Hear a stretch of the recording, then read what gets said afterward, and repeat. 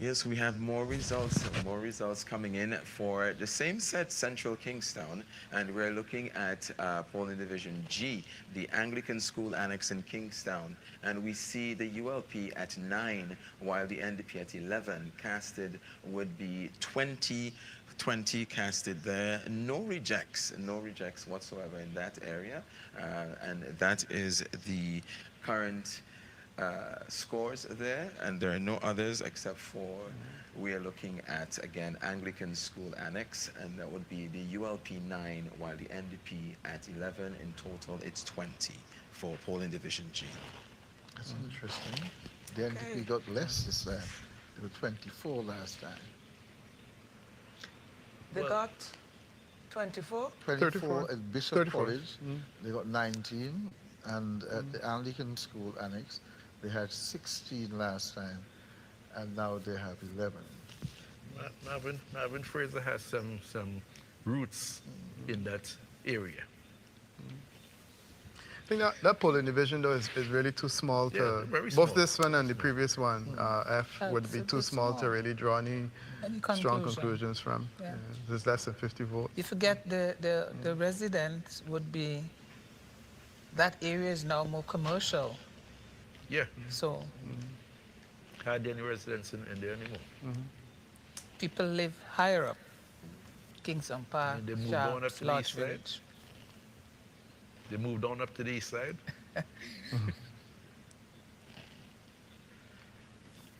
So, West Kingstown B, West Kingstown B. West Kingstown D. D. Yes, West Kingstown D. D. We are looking at the Kingstown Government School again, and in Stony Grounds, and we are seeing in total here, we are seeing 75 for the ULP, while the NDP scores at 138, 138. Casted would be 216. That's 216, and rejects there 3. There are 3 rejects in that area. 3 rejects in that area. We see in total for the NDP 193 on the graph, and looking at the ULP at 113, while in total we have 4 rejects from that area. The mother lode of Okay. this would be in Edinburgh and Lomans. Good. Okay. Well, we in a Kingstown D. 216 votes, okay. while we in a little lull, I got a comment from someone here saying that I was talking about T-shirt Road, and someone sent me a message and said that another leader who was born in T-shirt Road was the late Uncle Metro, Edgerton Richards, Oh, former really? politician. But T-shirt Road has had Their fair share of this fish, yeah. famous people. And no ordinary, Yeah. no ordinary man coming out of T-shirt Road. Okay. Where's this? Kingston Government School? Yeah, your own Which one? Kingston Government School. So this is your constituency, so That was all of 15 years ago. ago. That was 15 years ago, Ernie, are 3 you terms ago. Are you beginning to say that you know that? Huh? Are you beginning to say that you're slipping, you're not remembering things? You're very sharp. All right, so we have a report from Central Leeward, recorded earlier today, so we'll have a look at that now.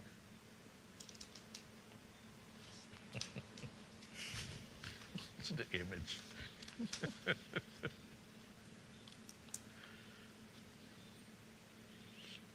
This is Live Compton with the Public Information Network. And we have moved on from North Leeward and moved into Central Leeward. So we are here in Barrowley at the Barrowley Government School at polling stations CLD and CLD1. The mood here is basically the same as we met in North Leeward, where we see people lining up behind us. The lines are orderly, and people are, as we saw in North Leeward, moving in and out smoothly. The process seems to be going fine. Spoke to some people earlier who expressed that they were very happy for this day to come where they can express their democratic right.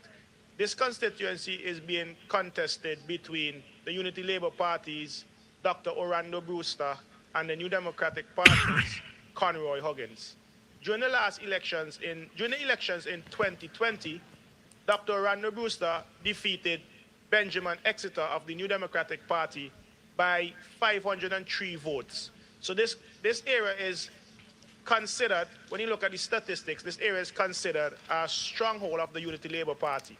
So, as I said before, there is a lot of movement outside the polling station. People are lined on the street, and they are basically awaiting the results. If you look on the outskirts of the polling station on this side of the road, we'll see agents of both the Unity Labour Party and the New Democratic Party side to side. They seem very vigilant. They're recording voters as they pass, and everything seems to be going smooth here. Okay. Thank you very much. Thank you very much, Live Compton, all the way from the leeward side of the island. And of course, that report was also done earlier. Any more results? Are we ready with more results? Not at this time. Is Dr. Denny still with us? Okay. Okay. Okay. I guess Dr. Denny is enjoying his Thanksgiving, not to forget that it's actually Thanksgiving Day in the USA. So yes. everybody is having their turkey and what have you. So the last of the results were from West Kingstown. The New Democratic Party is seems to be. And that is not right. surprising either. Yeah, that's one of their strongholds, so not surprising. So what I'm looking at Central Leeward and the performance. You look at the mobilization for Dr.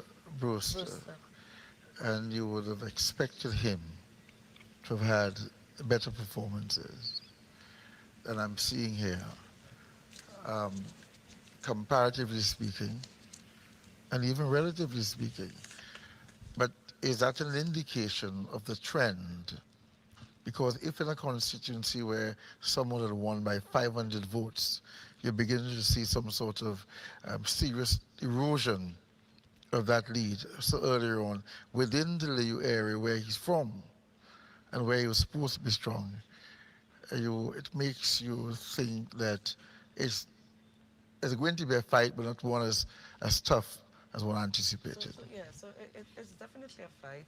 He's still ahead in 2 stations so far. Government School at Leyu, polling station E, and polling station E2. And those are actually the only 2 that he is somewhat ahead so far.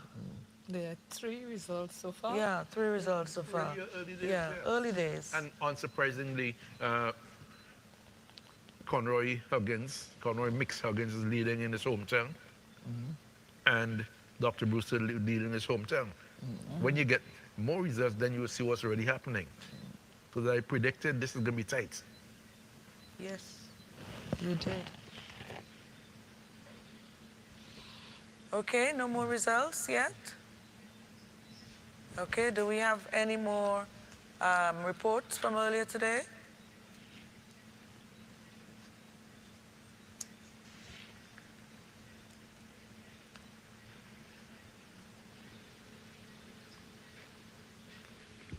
Okay, so let's look at what was happening earlier today. We have another report.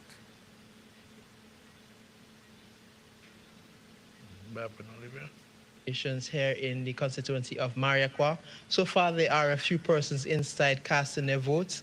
What I've heard so far is that the process has been quite smooth throughout the day, and they're expecting a number of individuals to come back in the afternoon after the work to cast their votes. That's the situation here right now in Mariaqua. Because you've been voting for a number of years, 25 you said, correct? Yeah. All right. Has it been different this time, or is it pretty much the same? Mark X, you go simple and easy. Mark X, simple and easy. So far, we've visited constituencies in North Windward, North Central Windward, East and West St. George, and now here at Mariaqua. So far, the process has been smooth according to voters. They went in, cast their ballots without any sort of problems. Different officials have said there have been very minor issues, but so far, this process has been smooth. Reporting for the Public Information Network, I am Barvin Oliver. Okay, so we have some more results, I'm told. Thank you, Barvin, for that.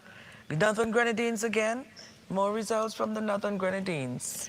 Indeed, Teresa, we're looking at polling division D, Gingerbread Clubhouse. That would be in Belmont in Beckway. And we are seeing 13 for the ULP, 1-3 for the ULP, while the NDP, we're looking at 228. That's 228, and in total, that will be 242. One reject, and that would be at the Gingerbread Clubhouse in Belmont and Beckway. We're looking from last names A to L, 13 for the ULP, while the NDP, 228. In total, we're looking at 242, one reject. We also have other results as well to West Kingstown, and I would give those to you. Right now, we are looking at West Kingstown I, and that is 77 for the ULP, 77 for the ULP, while the NDP 143. This is at the Dr. J.P. Eustace Secondary School in Edinburgh. In total casted would be 221. That's 221, one reject. That would be West Kingstown at total 221, as well one reject. And we are also looking at the West Kingstown graph. You would see we have 336, while the ULP we're looking at 190. That's 190, 5 rejects on the graphs for persons who are trying to interpret what those scores are. We're also going to be looking back at the Northern Grenadines, and we need to see the graph, and that graph would show you at 705, that's 705, while the ULP at 91. In total, it would have 3 rejects. That's 3 rejects, and the ULP at 91, while the NDP, Godwin Friday, show at 705. While we are here on the Northern Grenadines, I would like to take you for some new results, and that would be the Northern Grenadines F. That would be at the clinic, the Paget Farm Clinic, and we're looking A to J. That's A to J. We see the ULP at 33. That's ULP 3333, while the NDP 199. That's 199 in total casted. We will notice we have 233. That's 233. One reject, just one reject. Looking at the graph, you would see here, this is what the interpretation is, and that would be at F, polling division F, the Paget Farm Clinic, 199 NDP, ULP 33. Yes. Based. We have more results? No? Okay. So, Dr. Lewis, what are you noticing in terms of the trend in the Grenadines, Northern Grenadines? It is obvious that he's getting far more votes, mainly because he's a leader and people are coming out in their numbers. I think that trend is also obvious here in St. Vincent, which we will see later on as we proceed, because I'm having a lot of results as we sit here. So I have a pretty good idea as to how the voting is proceeding. And it is not going well for the ULP at all at this point in time. As the results come in, the official results, you will see. But I've been getting official results from agents, and it is not looking well at all for the ULP. But if I may add to this, in Northern Grenadines already, it's an academic exercise. Yes. It's just about how high Dr. Friday can go. Will score, of Because, course, yes. I mean, nobody ever seriously considered Carlos Williams as a contender. You know, I hope he doesn't lose his deposit. But that's how it is in Northern Grenadines. Yes, and, in and at Northern the time when Grenadines, yes. after 24 years, when people, when the opposition is making a push, they've had a spirited campaign, a very organized campaign, as they never had before. Never had Because they used to really seem bad in the campaigns, very disjointed. This time they were very organized. You know, they looked good on the platform. Yellow stands out a whole lot better than red, sadly. But the yellow is just a bright color. And the impact of that, I mean, I saw a video of Dr. Friday's post coming up on the fast ferry the other night. And when you see it, it's like, wow, you know. But when you see a lot of yellow together, when you see a lot of red together, you don't see it. Because it's dull, you know. But like I said, if I may repeat myself, it's an academic exercise. You know, it's just to see how well Dr. Friday would do. How much better than last election? Yeah, how much better than last election?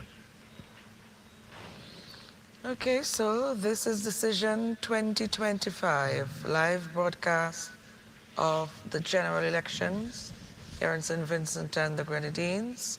Of course, general elections were last held in 2020, and you're here at this point, 2025, where the Unity Labour Party, the ruling Unity Labour Party, is seeking a sixth unprecedented term in office. Comrade Batiste? Yes, I was just looking here at some results that I also received. Which we will not divulge. Which will not divulge. But as we were dealing with this was expected from opposition leader after 24 years. You have to make your bones at some time. Yes. And this seemed to be his... And we have Marikwa coming We have up. results from Marikwa.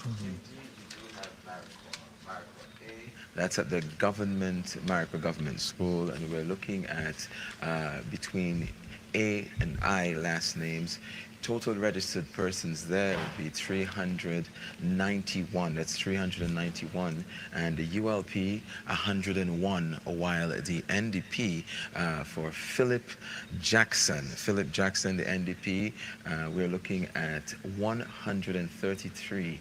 And CAST would be 235. We also have one reject.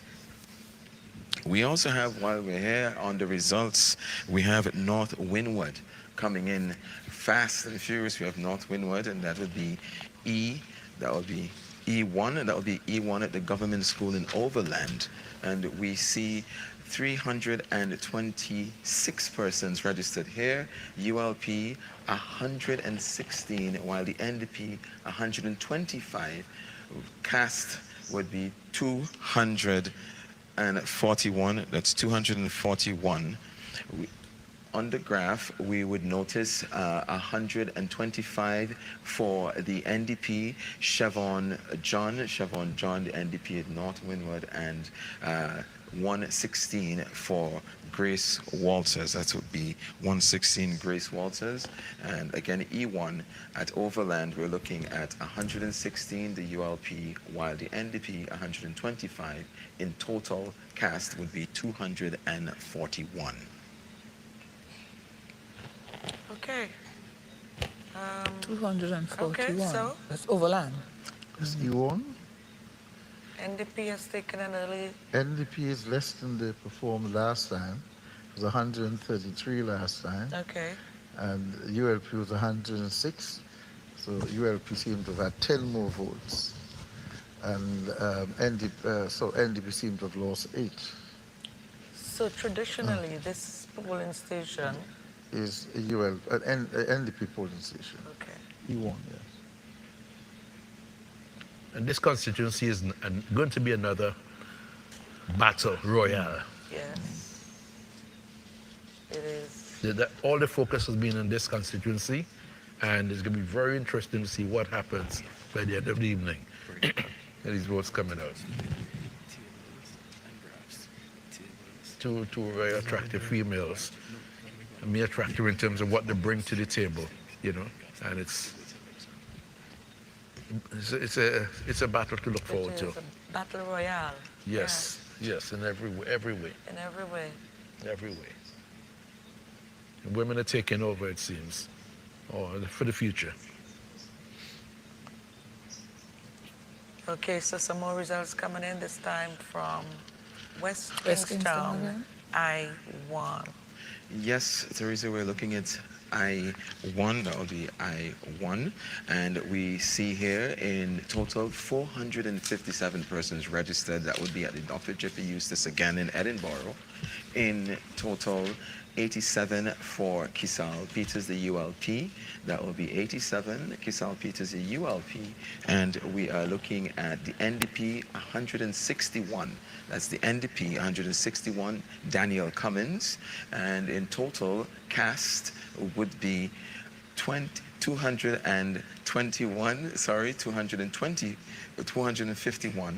251, 251, rejects, what will be 3. That will be 251 cast, reject 3, and in total registered there would be 457, ULP 87, and the NDP would be 161 total. Looking at the graph, we would see here 497 for the NDP, while the ULP 277. In total rejected would be 8. In total rejects would be 8. Okay, thank you. That looks like last time, I think. It does? Yeah. Have we gotten any results from North Leeward? No? Not as yet.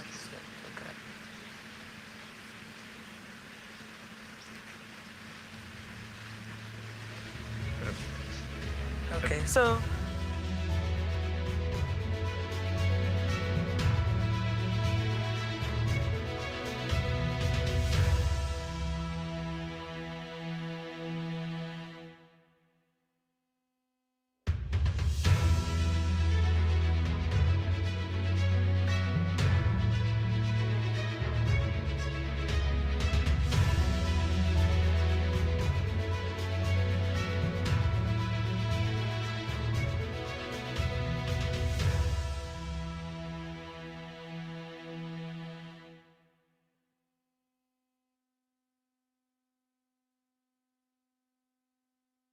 Hop on American Airlines from the US to St. Vincent and the Grenadines, easy, breezy, and unforgettable. Let the adventure begin.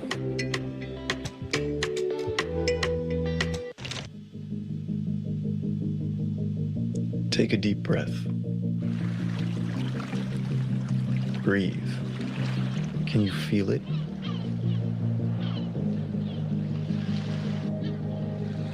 The air in your lungs. The essence and spirit of life in the air.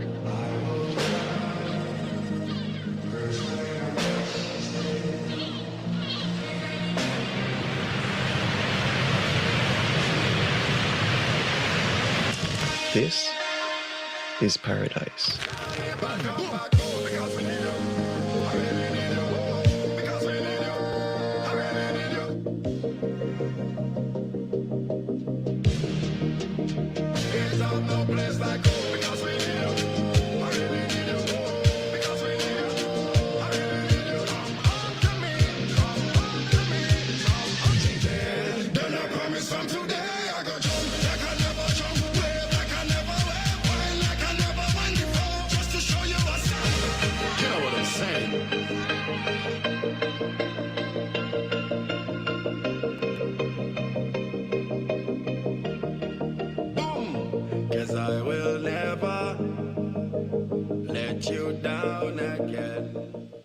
pace got you tired?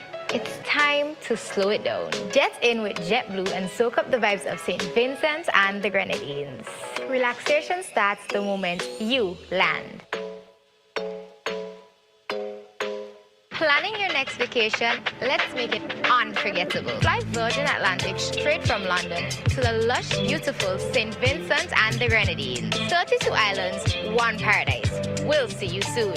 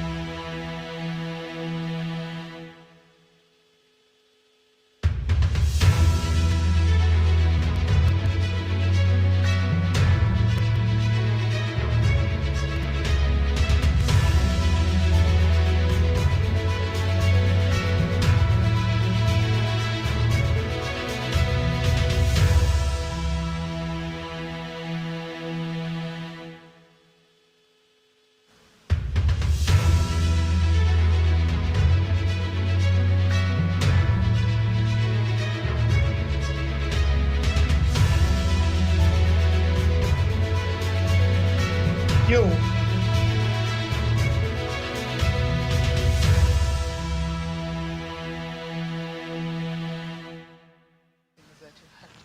Welcome back. This is Decision 2025, and we are bringing live coverage of the election results here in St. Vincent and the Grenadines. Welcome back, gentlemen and lady.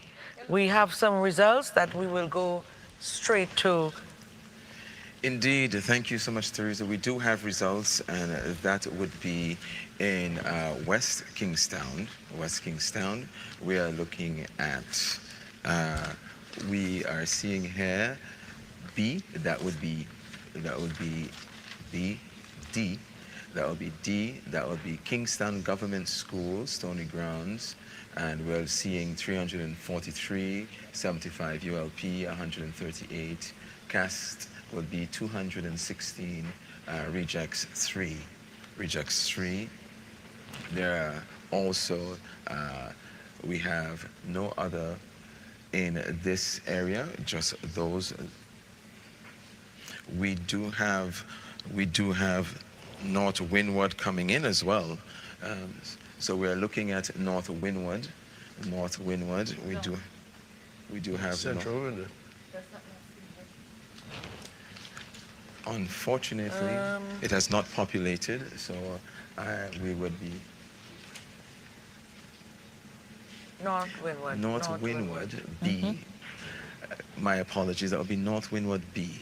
North Windward B, and that's the government school in Owea.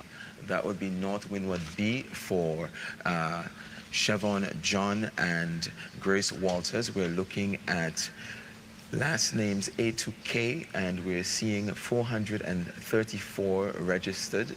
We are noticing the ULP at 112. That's 112, 112. The NDP at 239. That's the NDP 239.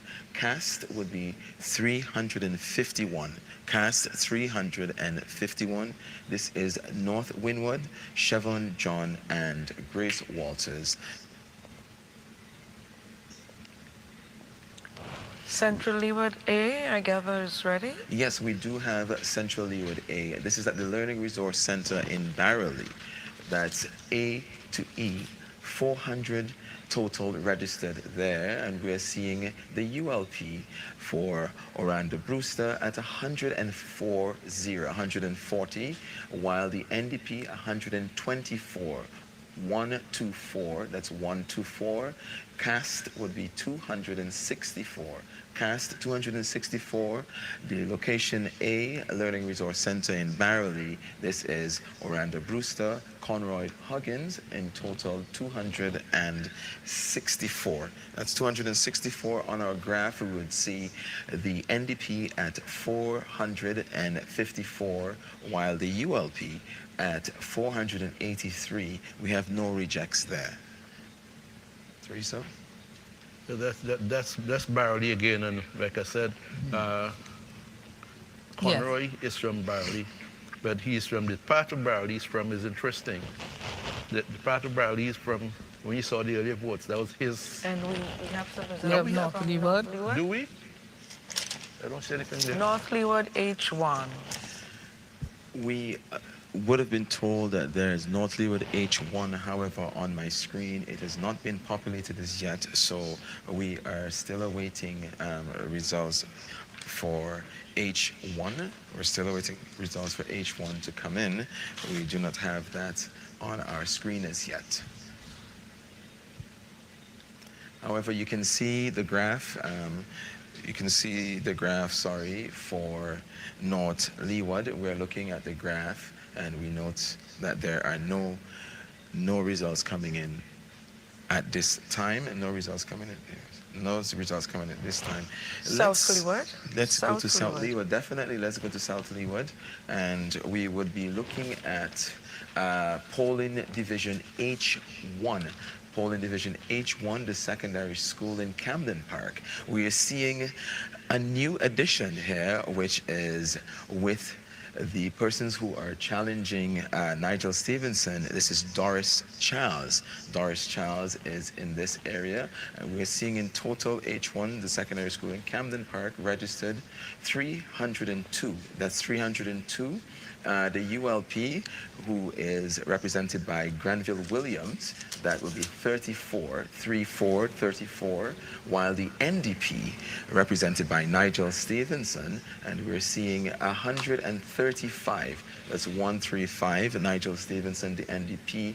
And for the IND, Doris Charles, 0. In total cast, 169. Total cast 169, and on our graph we will see here no rejects. We see 135 and 34 for the ULP. That will be 34 for the ULP, H1 and NDP represented by Nigel Stevenson, Doris Charles, N, that's IND, Doris Charles, and the ULP Grenville Williams. Check a comparison. We also have some results coming in from Mariaqua F. What would be F1? That this is the first for Mariaqua. F1. This is the first for Mariaqua, and this is the first result for Mariaqua. No, we actually had some before. From before Mariaqua A. To be specific, sorry, Mariaqua A. This is the second result. So this is second set of results. Second set of results coming in. F1, government school in Canaan, and we're seeing the ULP at 105. In total registered in this polling station is 367. The NDP 113. In total cast vote will be 219, 1 reject. That would be 219, 1 reject. Our graph shows the NDP, Philip Jackson, 246, and we see the ULP 206, while we have the reject at 2. That will be reject at 2. Results. And that's it for now? Yes, that is it. So Peter, what are your thoughts? From what I'm hearing, and my apologies for stepping off for a while, there clearly is a swing away from the ULP. And as I said initially, the reality currently is that the ULP cannot tolerate a significant swing, and it looks as though it's significant. So even if they were to contain the swing below 5%, they're still looking at a loss of government. And the reality is that the one safe seat that the Labour Party has would be Dr. Gonzalez's seat. All of the others are within a 5% margin in terms of win or loss of the electoral swing.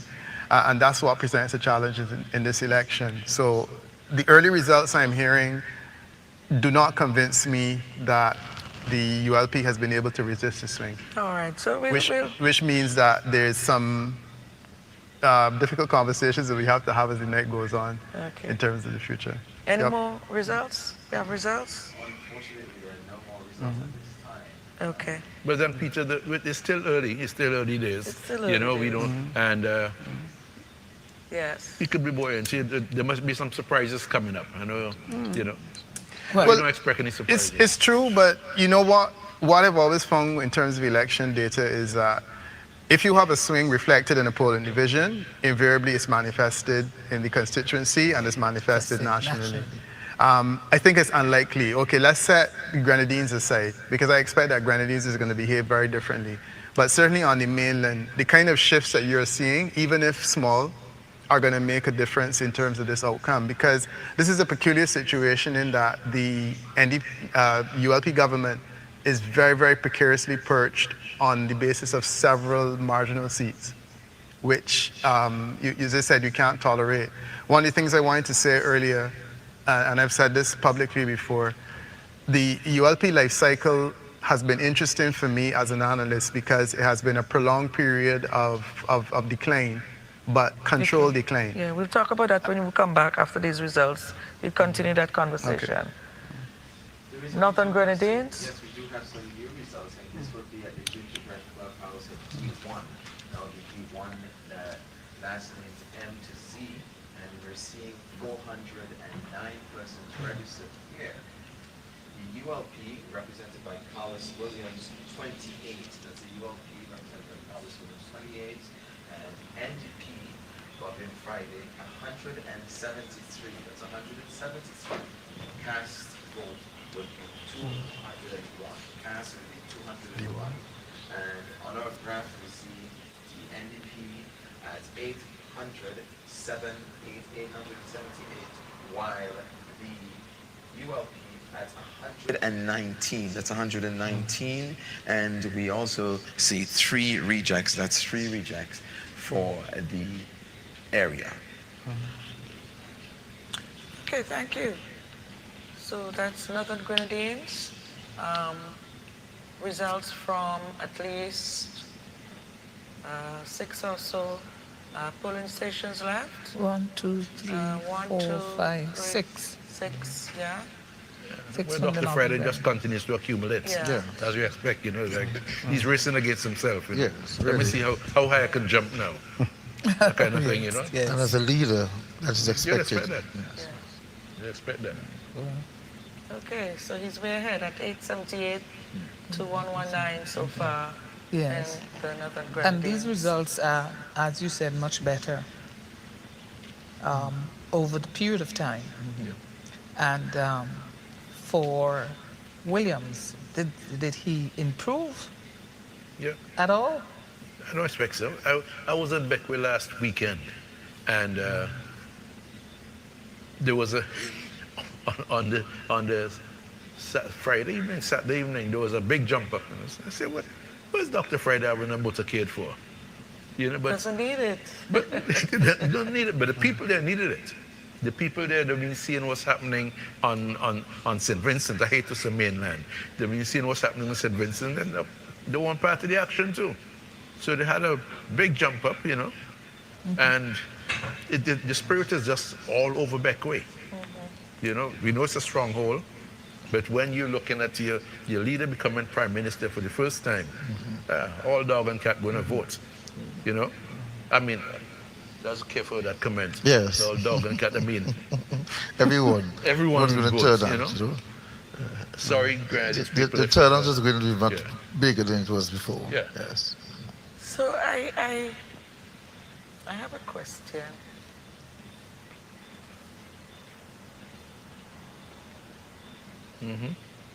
Yeah. What's the question? I have a question. Won't we get to the results at a swifter pace in last election? Much swifter. Yeah. Because what happened with last election, the first hour, Yeah. as a matter of fact, we went to the first hour plus in a Yes, lot of with- discussion. yeah. And then when the results began to come in rapid fire, Yeah.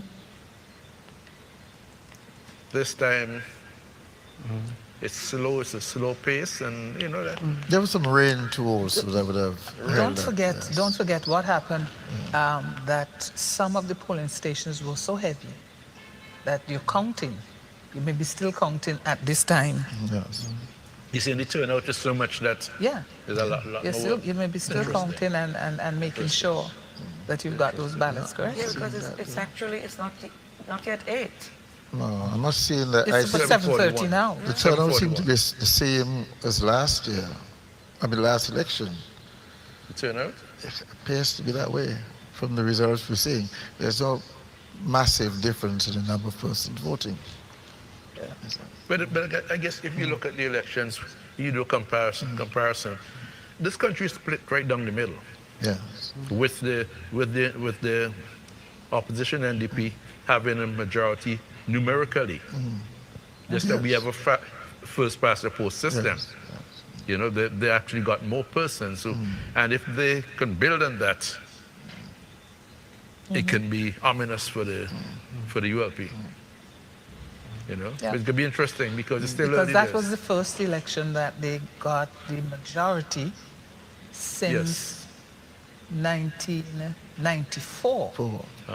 Was the last popular vote, because 98 the popular vote was with the the emergence and the research, the surge of ULP in 1998, and then they maintained it in 2001, 2005, and it started.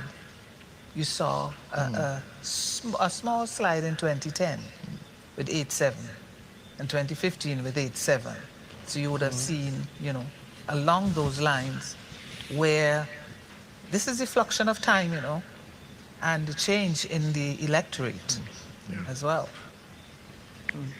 But it's And very, as you said, it's unprecedented. Where would you have had anybody? Okay, so There's some more results. yeah, East St. George. East St. George.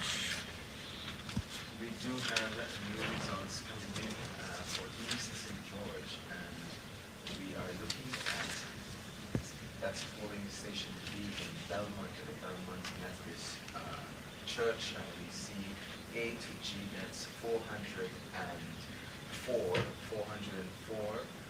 where we the ULP at 107, the ULP 107, the NDP 147, NDP 147, cast votes it's 254, cast 254, and B1, which is still the same area, and this East St. George would have had added polling stations, and B1 we see registered here 357, the ULP 84, the NDP 129, the NDP 129. Cast is 213. That's 213. And in the same area, again, as I noted to you, we have had new polling locations. It has been increased in East St. George. It says B2. B2, and this Okay, so Barvin, let me 229. Sorry, Asher. Yes. 229 votes were cast. That's 126 for the NDP. and 103 for the ULP. Correct. Yeah? Correct. We're going to be looking at other polling stations numbers that came in, and this would be F2, which is the health center in Glen. This is at the clinic in Glen. This is P to Z. We're looking at registered persons here, 422. That's 422. We would note 109 for the ULP, 109 for the ULP, and NDP represented by Laverne Gibson Velux. We see 157, 157 in total cast, 266. We see for the community college at the location G1 in Villa. This is K to Z. In total, registered here is 338. 338. ULP 80, ULP 80, that's for Camelo Gonzalez, representing East St. George, and NDP 112. The NDP 112. Total 192. Total is 192. No rejects in this. I'm going to go back to the front, to the top, and you'll be able to see from B1, B2. We have here, you can see it on the graph, in total 710. That's 710. The ULP 679 in total rejects 3. Those are figures in the areas where ULP has been strong. Labour has always been strong in Belmont, and it has always been strong at that polling station in the Glen, the clinic. And if you lose at the clinic, which is a certain area of Golden Vale and Fairhold and Glen, if you lose there, then you know you're going to have problems. And if you lose in Belmont also, those are strong labor areas, you know that you're not really doing well.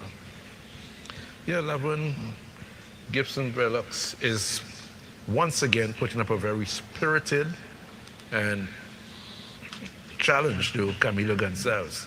She was a first timer last time, and she did remarkably well. And I've told my analysis that, look, she did well first time not because they were not her votes, they were the party's votes. But since then, she stayed in the constituency. She entrenched herself in the community. Yes. She has the time. Camilo Gonzalez, the incumbent, is a finance minister. He has to work. And he has to find any time extra, and he has to find extra time extra to get into the community. That's a challenge he has. And so Laverne made sure... Capitalize. She capitalized on on the it. time. I mean, during the volcano, she's very present. I want to talk about that, where constituents always want to see, they must have the presence of the representatives. Well, of course, we'll talk about that. But they're called representatives. We're gonna take some results, and then we discuss that, because I think it's a very important factor. It is. So next results. We do not have results at this time. We have F2, which we are seeing here at Glen. That's at the center, the clinic, which we would have noted 422, and we would have noted for the ULP 109, that's 109, and the NDP 157 as noted before, and in total cast 266. We would have also noted prior G1, the community college in Villa, we would have noted it had 338 persons registered there. That's 338 persons registered there. The ULP 8080, the NDP 112, and as stated before, it's cast 192. That's 192. On the graph, we would see we're looking at 710 for the Eastern George the NDP Laverne Gibson Velux. That's 710 Laverne Gibson Velux representing NDP, and the ULP 679 rejects 3.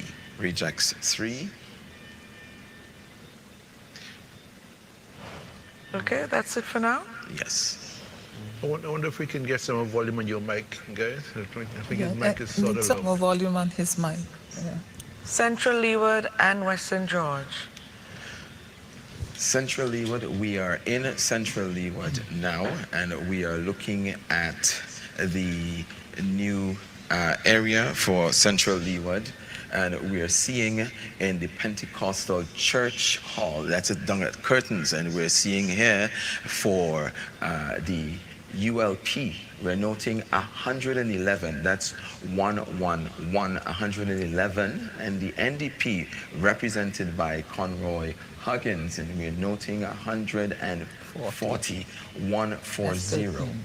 Cast 253, rejects 2. We also have I2.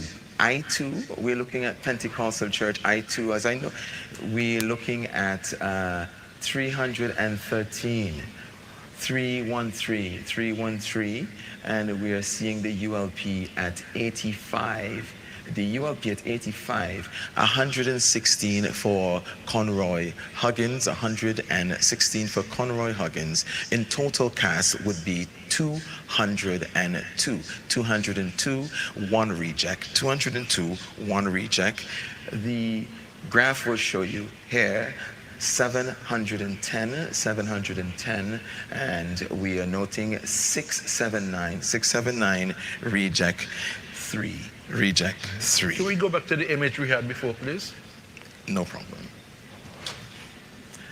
The very last one we had, because Conroy Huggins is a Curtains man. That's his home. He came out of Curtains. And so I'm not surprised that he is doing. As a matter of fact, I would hazard to say that Brewster has done well. In Curtains. Yeah, because you come into my neighborhood and you could be close to me, you're doing well.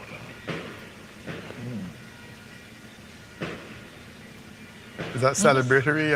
Oh, that sounds like pop. Western George. Celebratory fireworks? Western George. We have Western George. Western George. We have Western George F. Currently looking at Currently looking at That's on mine. currently looking at Curtis King, West St. George, and Kashaka Cupid. We also have a new person, which is Kenna Kittels. We are seeing total 555. Total 139.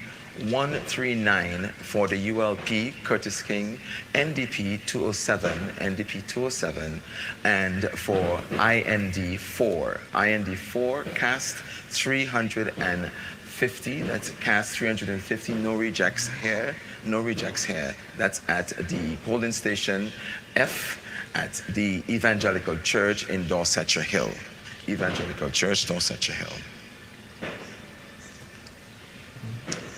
Wish you can get a comparison from the last election there. We do have results for West Kingstown E as well. We have West Kingstown E. We have at the Faith Temple Church, New Montrose, Faith Temple Church, A to J, 400 persons registered here, and in total for the ULP, 67, ULP Kissall Peters, and the NDP, 158. That's the NDP, 158. Cast would be 226. Cast 226, one reject in this area. We have been looking at the graph. You would see the NDP, Daniel Cummins, 886. That's 886. And the ULP, 468. 468, the total reject, 12. That's Montrose. Any surprises there, Renee?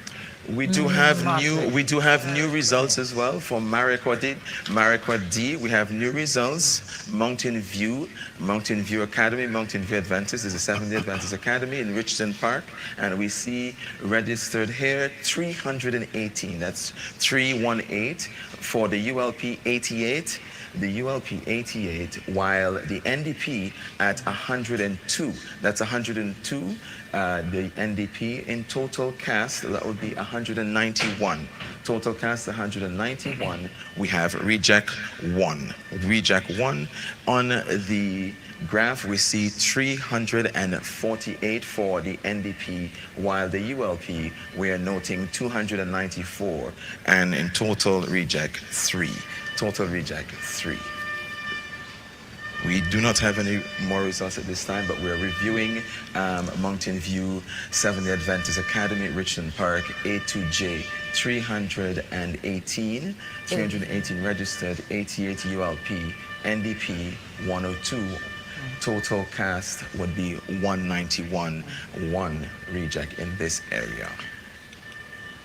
Is it possible that we can get a screen that gives us the national results in the various constituencies thus far, just so that we can get a sense of where we are? Because I think that might be a lot more interesting to viewers. We do have some new results for South Central Wynwood. That will be South Central Wynwood, and this is at the Lomans Wynwood Health Center, the Lomans Wynwood Health Center. This is polling division G.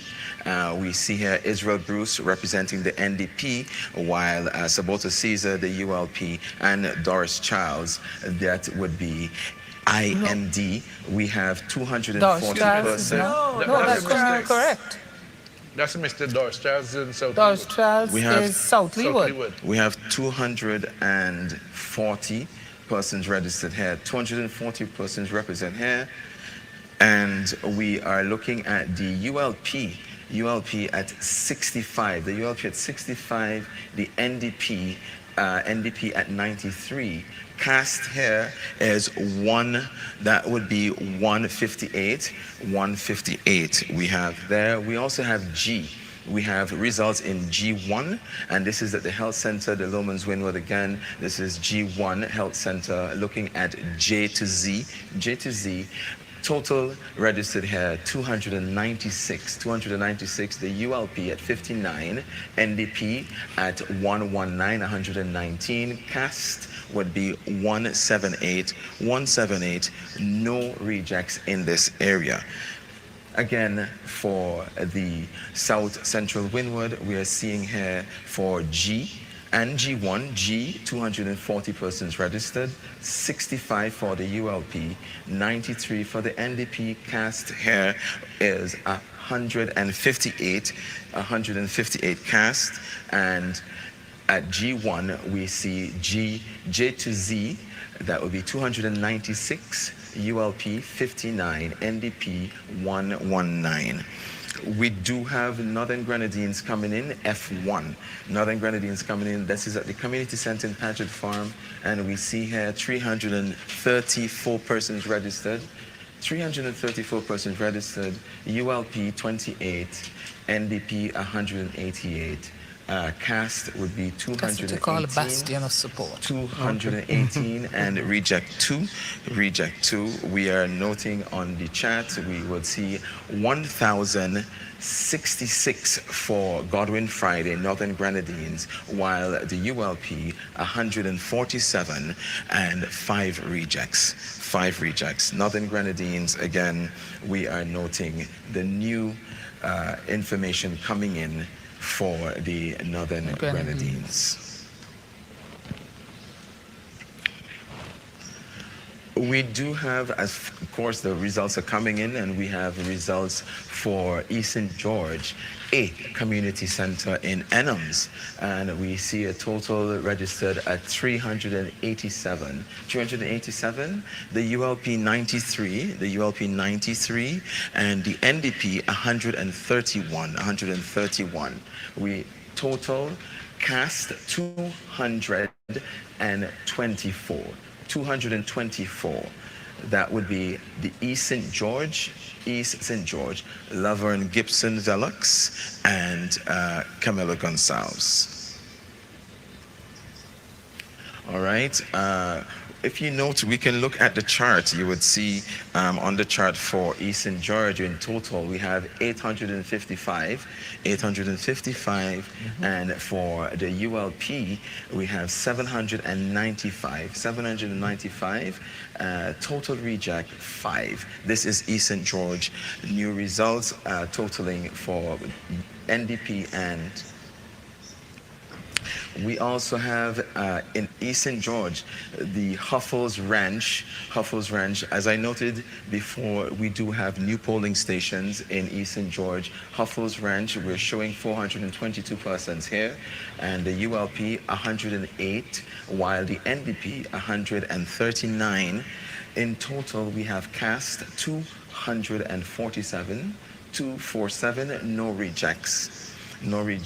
And C2 at KQ, we would see 391 persons registered. We're looking at the ULP at 84, NDP at 162, total cast 246.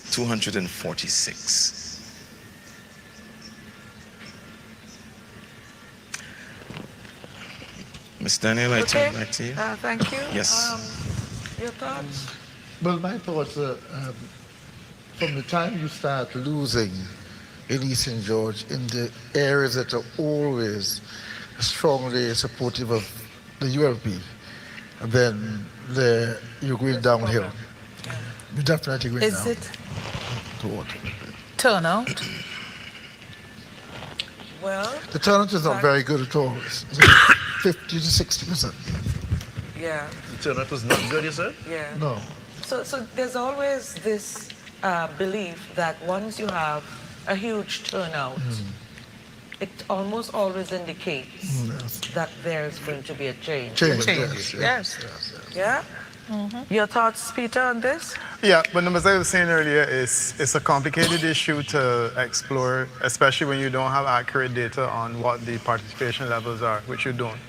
As yet, we don't know what the electoral office will tell us in terms of the turnout, and we also don't know how accurate a reflection the turnout is.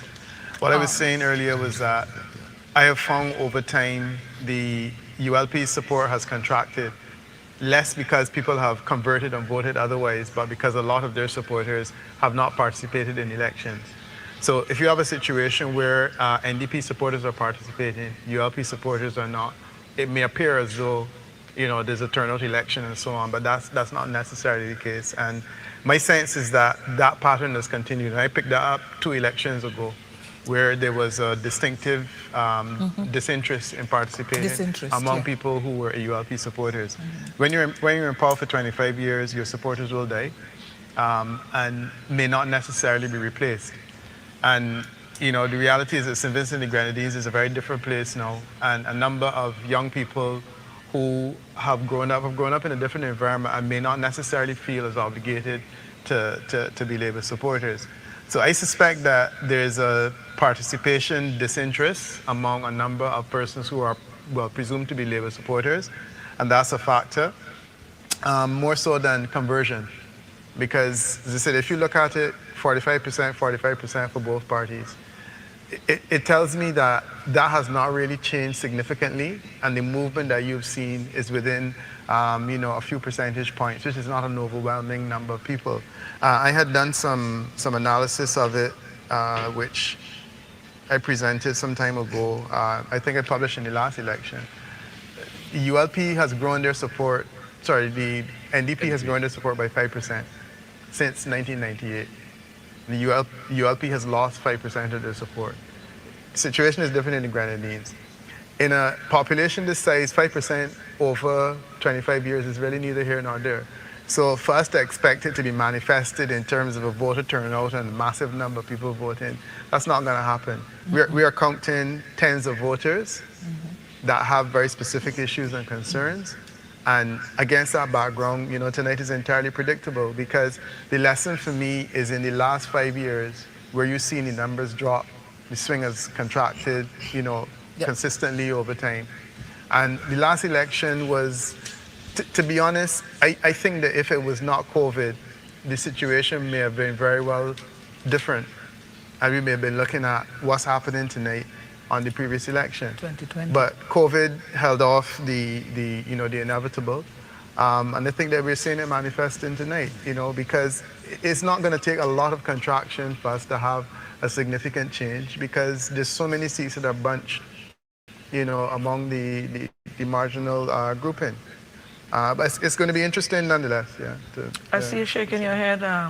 Yeah, because if you, I recall explaining to some people, I said that your support, you will have that base, but in order to continuously grow that, you will have to nurture new support, the new support that's coming on, because a child that opened their eyes in 2001, they're 25 years old.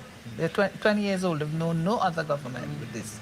And also they're different from the traditional supporters in 1998 and 2001. They're different supporters. And they'll be looking at different things. And you're not the only person speaking. There are other people also speaking. How attractive are those persons? What those persons are saying. Is it more persuasive? Is it more interesting? And when you say this change, you see that word? You go back to all the elections where... And yes. That word, change. 1984. 1984. Yeah. I recall that very distinctly, 1984. We have some results. We'll continue this discourse. Some more results. We do have some results for East St. George. East St. George, polling station E, Calico Town Hall. And we are seeing A to Z for last names here. And we're looking at registered in this area at 430. That's 430. The ULP, 114. 114, while the NDP 117, 117. In total cast, that's 291. 291. Again, this is East St. George, polling division E, and this is at the Calico Town Hall, looking at cast 291. 291. Again, Linton, that's your whole constituency. Yes, you see, we've never won, the ULP never won the NDP never won in East St. George, in a polling station of Calico, until I went there. And I was able to hold on to that polling station. Yeah, that Calico polling station is... Yes, and now... Calico, man. Well, yes. So what has happened, I'm not surprised. The With that particular not number is surprised not at all. surprising, no. Not surprised. But Lavon Village is doing remarkably well in the circumstances. Kamalo had a very spirited campaign and one that gives the impression that he could have made it. But I think that, as you say, you are not seen. When you are in a political party that seems to be going downhill, you have to be seen. And you come to that point, people have to see you. For some strange reason, you tend to think that by having this emotional attachment to you, it's far more than an infrastructural project that you see. The projects are there in East St. George, but they've been seeing level and Velux far more. You know, she was always there. Always. Do you think we'd ever get away from that kind of No, politics? you won't. It will take some time. It will take a lot of time. You know, I'll tell you when it will happen is if, for example, the person who benefited from it this time, Mr. Lavon Velux, does not perform in the same way. If you've been seen when there are no projects, then you'll have a problem. You see, it was the opposite way because what has happened is that politics is personal. And if in a small, very small country, personal, and we're a small country. Yes, we're small. And if you don't have that personal connection, these infrastructure projects are not really going to have that major impact on the individual. Because, for example, you may have the worst roads in the world. You have the worst roads across by your house. But if you, as an individual or family, seem to be doing very well, that is more important to you than having a bad road, you know? So having a bad road is not that important as being able to develop as a family. Do we have results from North Windward? North Windward results? Yes, Teresa, we do have North Windward G and G1. That's G and G1. This is at the Langley Park Government School at G. We're looking at A to J, and registered here 404. Registered is 404. We see for the ULP, Grace Walters 134. Grace Walters ULP 134, while Siobhan John 128, 128. Total cast here is 263, and one reject in this area. One reject in this area. In G1, which is the same vicinity, we do see K2Z. That's K2Z. This is 352. 352, the ULP, 115, that's 115, 115 for the ULP, while the NDP, 125, NDP 125, cast 241, reject 1. That's reject 1, and this North Windward we'll be seeing on the graph. For the NDP, we see 617, that's 617 for the NDP, while the ULP at 477. 477, we see 2 rejects here. There are also new results at South Windward. New results. This is South Windward E1 to be specific. South Windward D1. This is at the Provenvale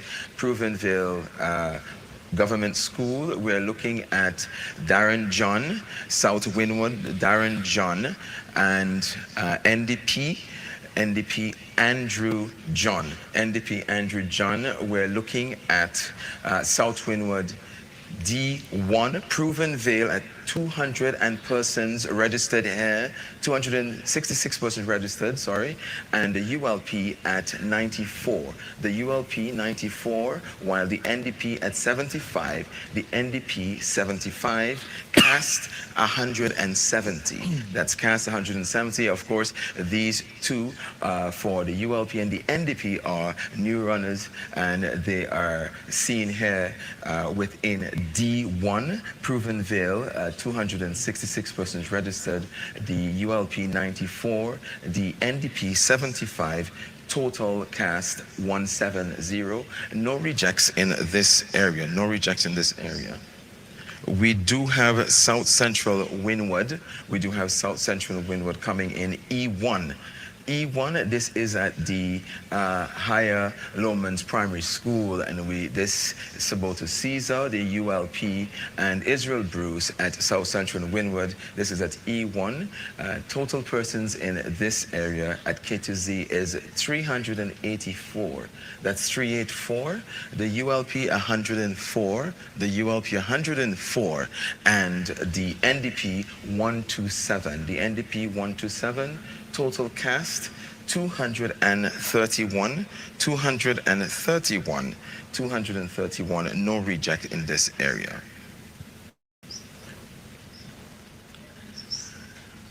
We do have Southern Grenadines also.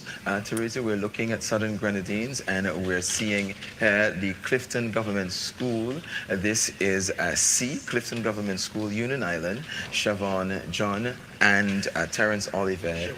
Siobhan Stewart, sorry. Siobhan Stewart, thank you. Siobhan yes. Stewart, Terence Oliver. We're looking at 503.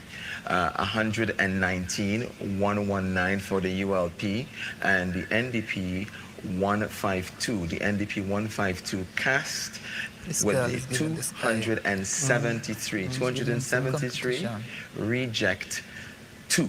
Reject 2. Reject 2. And we're looking at the Mary Hutchinson Primary School, also in Union Island D1. We would see here K2Z. K2Z, total registered 491. Total registered 491. ULP 95.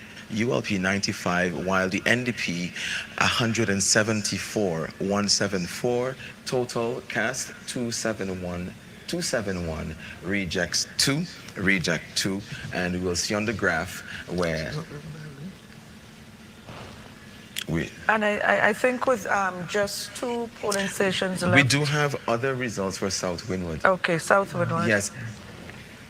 We do have South Wynwood H1. That's H1. H1.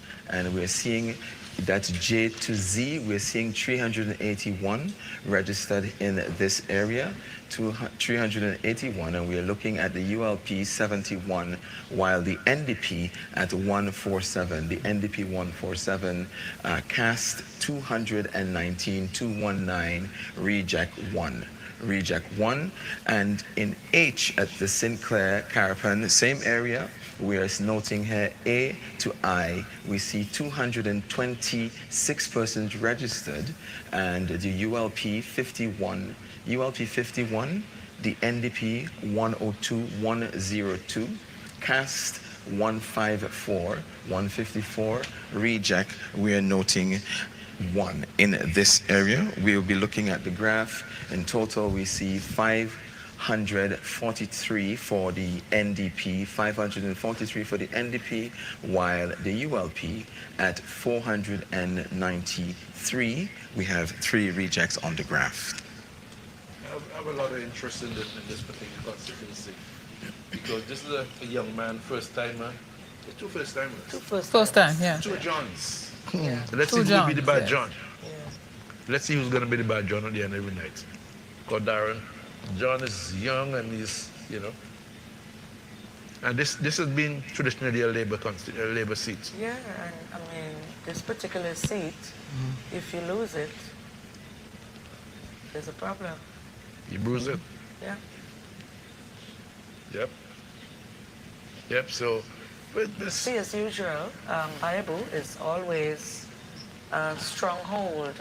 And this is reflected then in the results in polling station B, Bible Methodist School, my old school, as a matter of fact, my primary school. But there are actually 2 polling stations there. There in that Bible Methodist School. Actually, one is in and one not in yet. Yeah. 2 are in, and there's one that is yet to come in. So let's see how that goes. You have the NDP in polling station A. And Calder hasn't come yet. NDP is leading in Bible in Anglican Church. And then, yeah, it's very interesting. It's an interesting evening. To lead in Bible is rather... Yes, very pretty lead. But I got the impression that Andrew John had been mounting quite a campaign. and is a teacher. They call him Teach, I think. He's a retired teacher. The retired teacher, you know. Who is the retired So teacher? that school, did he? Huh? Did he teach at the Bible Methodist school? No, he's I'm retired. not sure. No, but what did he teach? What he taught? Did he teach in that school? He was a principal. at Somewhere in Stubbs. Stubbs, I think. Stubbs. It would have been his last post. Yeah. So when you have Well, you done your marketing well in Bible. yeah, he's done very well in Bible. Is it possible that we could get some kind of a national Interesting. perspective on all of the results that all the we've seen so results, far? yeah. Because Graphics, could we yeah, pull that this up? is. I find this a bit tedious for a lot of people that are listening. That they're just hearing these numbers, but they would like to get a sense of where the national picture is. So, there we go. Okay, so I think they're working on that. We're working on that? Yes.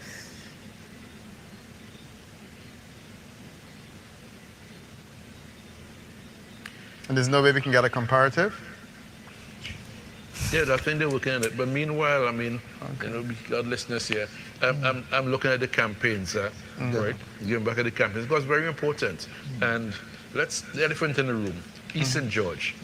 There'd long been a lot of complaints about the absence. Yeah. About Of the representative. I'm going to say absence of the presence of the incumbent. Yeah. And you do a whole lot of work in the roads. I mean, they dug up Calico that I have thought might have been, well, more inconvenience than anything and pleasure for the residents of Calico. Yes. Because it took years to get the roads fixed. And people get mad. People get mad when and this for all you politicians. People get mad when they see that that's before election, you're fixing a whole lot of roads. You know, you just woke up. And it's not easy.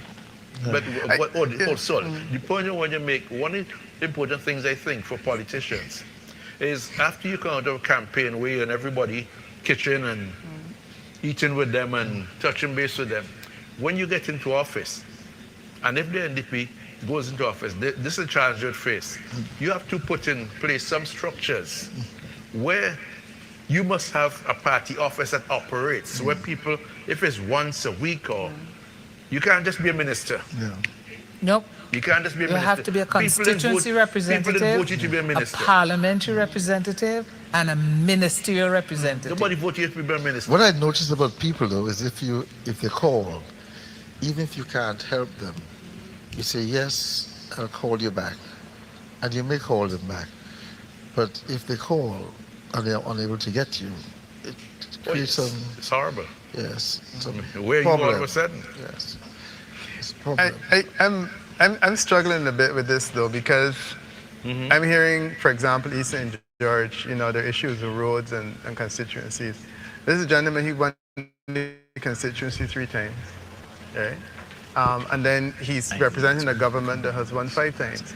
I think that we need to look beyond this whole question of looking into individual constituencies and saying someone hasn't done well because the person is not representing absent. people. Yes. There's a national conversation. But I that's think he taking won it place twice.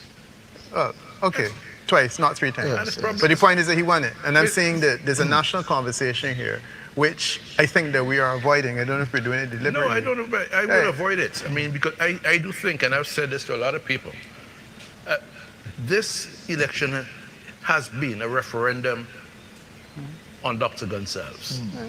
He's an amazing man. He's done amazing things to people, done amazing things to the country. But after a while, people begin to say, And that's the conversation I'm anxious to have because to me, what's happening is that you're finding a lot of constituents on the ground paying a price when the reality is that I get the sense that Vincentians are voting nationally. And, you know, Dr. Gonzalez is a colossus. There's no question about that. But the reality of the situation is that I think that there's an exhaustion that is basically being reflected in the results. And the way it works is that the weakest constituencies get taken down earliest. And that's exactly what we're seeing in the data. The ones that are less strong, less able to withstand that resilience are the ones that are going. And to some extent, it really shouldn't surprise us, you know. So we were talking earlier about the campaign and saying that the campaign. I've heard the NDP run a change campaign for the last 3 elections. It's not the first time they did it. They ran a change campaign and lost.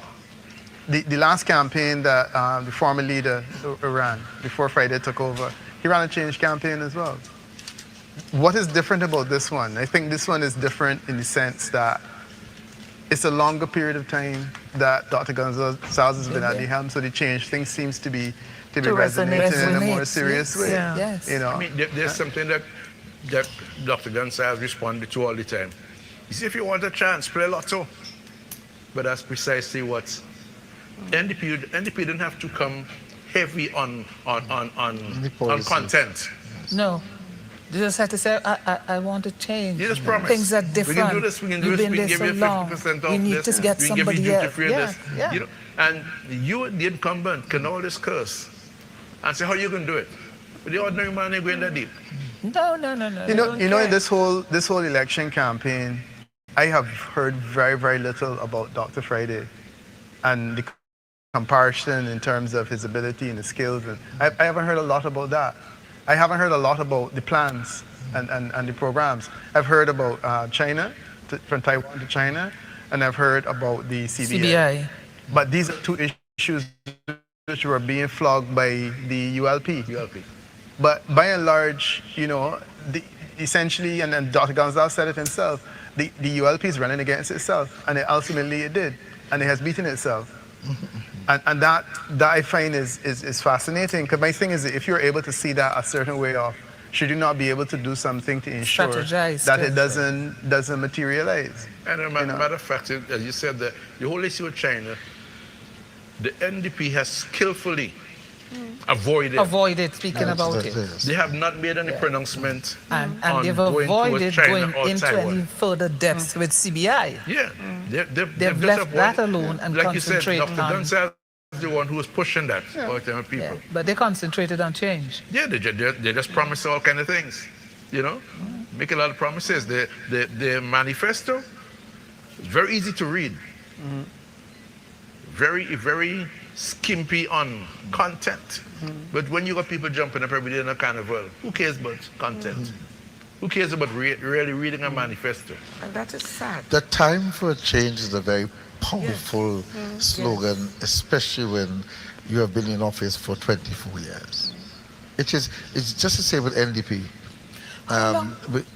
They were doing good things, but were there for 17 years, and the time for change actually created some mobilization and the downfall of the NDP.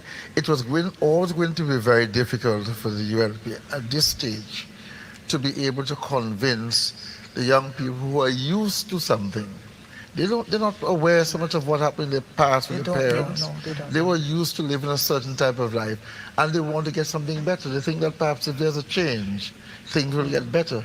And so they didn't have to be part of the struggle to be able to create this environment for them.